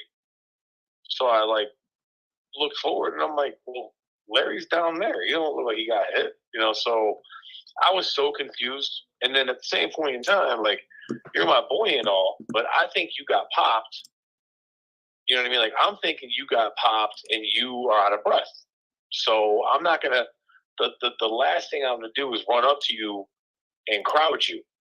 Right. When there was already a crowd next to you. So I'm like, I'll just let Morris, get his breath. Larry's already there. And then everyone's like, "No, he got cheap shot. He got cheap shot." Can you see the screen? Then obviously the other players started jabbing. Can you see the screen? Like, huh? Can you see the screen? Hold on, let me look. No, for whatever reason, I'm kicked off that right now. That hurt. Hold on, let me see if I can get back on. Ah, man. Yeah, it was a bad shot, man. I was looking away. I was slowing down. My arm was extended. I was in a real vulnerable position. And as you can see where the ball goes. The ball went straight towards the safety. That's why I kind of I saw that and I was like, yeah, it's late in the game. Not gonna take that. You know what I'm saying? So I just tipped the ball away so he couldn't pick it off. That's what I did. I just hit the ball so he couldn't pick it off. Dude just smoked me. It was hard to watch. I really didn't want to watch it at first, but. Oh, okay, I'm watching it. Oh, shit. And he caught me in a position where I guess it's his shoulder. His shoulder hit me where I had no padding. So the one place that I had no padding is where he hit me. Okay, I see that. I was trying so hard to just get off the field, bro. Oh, the sounds coming out of my mouth. I help. So that's how me and Shorts are standing next to each other. And then, like I said, Larry comes running by, which is right. I think that's Larry right there. Yeah, that was Larry. And then here comes Joe. And Joe starts yelling at the dude that hit you. And at this point, me and Shorts start walking like, what the hell happened? You know, it's like, I don't even think I'm in the screen yet. I think I'm still far back. Like what? Yeah, I think you back over here somewhere. No, I'm still back. I'm still like. It was bad because this is the play right before it, and this is why I think the dude hit me because I cooked the freaking safety on this play. Cooked him, got busy, and I think the dude just thought, man, like I caught the ball regardless. You know what I'm saying? Like I think in his head, it was like this dude just caught this pass, so he caught the last one. He gonna just catch this one, and he just smoked me for no reason. Yeah, that sucked. I don't think that's a starter either. I don't think that's a kid that's actually. That's probably a guy. No, it's not. That's definitely not a starter. He's like one of their 4th or 5th string guys. You know what I'm saying? And for me, I was just playing for y'all at that point. Delton wanted to play some running back. Delton was actually supposed to be at the slot. I was supposed to be in the backfield. But, you know, I decided that, you know, Delton was like complaining he didn't want to be, you know, at the receiver position. So I was like, you know what, Del, I got you. I'm gonna go to slot, you go in the backfield. Larry was still throwing the ball, so you know, me and Larry got that connection. So I was like, fuck it, I'm just gonna, you know, get some yards, see if we can get in, you know, a good position, at least make it look like we put up a fight. And it's so crazy because I literally was like, I seen that safety when I broke my post, and I looked and I saw the ball, and I was like, nah, I'm about to get smoked. So I just jumped and pushed the ball. When I came down, I was like, okay, boom. Oh, shit. Now that I just saw it, now I see he hit you Madly. Bro, I relaxed. Like, I literally relaxed. I was slowing down. I relaxed. I was like, all right, play's over. Boof. That's that. That shit hurt. That one, I've been hit hard. I ain't been hit that hard in a long time, but if you want to take me out, you got to hit me harder than that. Because I got up, I walked off the field, I took my stuff off, and when the game was over, I shook everybody's hand. I walked the line. Yep. And then I went straight to the hospital. Then I walked to the car, and I went straight to the hospital. I was in so much goddamn pain. Yeah, because that's the play after that was when I got rolled up. Yep. They was like, oh, he got hurt too. I was like, who? They said, Mike. I said, what happened? They said his ankle. I said, fuck. Yeah, well, and so, you know what though? I got to say, like, I got lucky. I got very lucky because my ankle in that moment, I feel like, you know, when you have an injury and you know that pain, and I felt it. I felt my ankle get rolled up. I got rolled up. It's the play that Dalton runs downfield to like the 3-yard line. Hold on, let me see if I can pull that up real quick. Yeah, watch, because you're gonna see JUCO. It's the very next play, isn't it? Yeah, because JUCO ends up fucking just body slamming the D tackle, and as he hits it, he rolls, and it goes right into him. That happened. JUCO got to stop doing that shit because JUCO did that same thing in the Mustangs game and rolled the guy into my knee, and my knee was swollen before this freaking Admirals game. I'm like, JUCO, you almost tore my ACL. Yeah, watch. If it comes to the next game, because the referees was confused for like 5 minutes. Yeah, it took me a while. I can't believe they didn't give more flags for that. That was so bad. Yeah, it wasn't great. All right, Mike is right here, guys. The center. Right here. Yeah, it wasn't that play. Oh, so it wasn't that play. It was the next one. That was a good play by Juwan, too. See if I can skip ahead. There we go. So Mike is right here. Could barely see him. Look at fucking Joe. Look how little Joe is. In this play. Kind of just right there. Ah, JUCO, stop doing that shit. Yeah, that shit hurt. Right here, guys. Right here. JUCO tossed him right onto Mike's ankle. Oh my God. And I'm old. Them dudes, I don't know what's up with them dudes that they had in, but I wish these motherfuckers was the Admiral starters because these guys were little. They were fast. Don't get me wrong. They were fast and they had skills, but they were just little. They was running. Delton like 260. So if you're not hitting him with some crazy force, he not going down. That was that JV team. Yeah, you might as well just. Yeah, that was the end of it. Delton scores not too long after that. That was great though. That he did that, you know. Because love you too, Kenny. I for sure got lucky. Like I got rolled up. I fought to get off the field because I don't, you know me. Mark ended up yelling at me after the game. He's like, dude, you realize that we had a timeout. Like, you could have just laid there. And I was like, I was trying to get off the field I didn't know how much time we had left. And in my mind, I'm thinking for whatever reason, I'm still. These dudes don't understand that mentality, man. I got to get off the field. I got to show that motherfucker on my eye. Well, I had two things going in my mind. Like, one, I'm going to walk off this motherfucker. And then the other one is, two, the clock is running. Yeah. And in my mind, I'm like, we're right here. Like, if we could score, at least we can salvage something and take something away from this game if we can score. Yeah. So in my mind, I'm like, I got to get off the field because I'm thinking 2-minute drill. And in truth, too, we at that moment had momentum. So it's like, all right, you go down. We are standing around for 5 minutes. Right. I go down. Okay, we're not standing around for 5 minutes. Like, I'm getting off this field. You guys run this goddamn play. So that's how I looked at it. But, like, I'm laying there. They touched me. It was tender as hell. It hurt like a motherfucker. But then after, like, 20 minutes, I'm like, oh, man. Oh, I can move my foot. Oh, shit, I'm okay. And then I got home, and I was fine. Yeah. Woke up the next morning. I kept the ice on my leg. I wrapped it up. I got a new pack, put it on, slept overnight with ice on my leg. Well, we back tomorrow. Yeah, and literally was fine. Tomorrow. I woke up next morning, got up, hit you up, was like, yo, how you doing? You're like, hurt. And I was like, how you doing? I'm fine. Yeah, I was still in pain, man. But look, man, no more cheap shots. And if you're going to hit me, you're going to have to hit me harder than that. Oh, man. But look, we appreciate y'all, man. Thanks, everybody, for coming out, checking us out.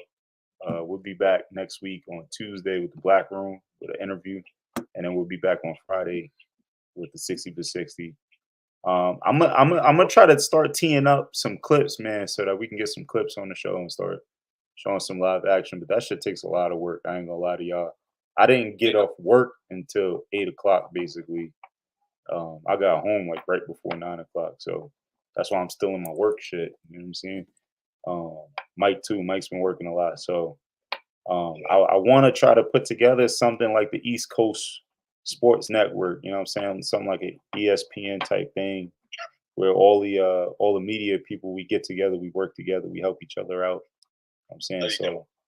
So hopefully we could build something out where we could really have some interesting shows and have some fun. You know what I'm saying? Have some laughs and talk football and shit. But all right, y'all. Appreciate y'all for coming out. Mike, you got anything to say? Man, thanks guys for everybody coming out, watching us, commenting. Facts. Keep watching football. Facts. All right, love y'all. See y'all at the 50.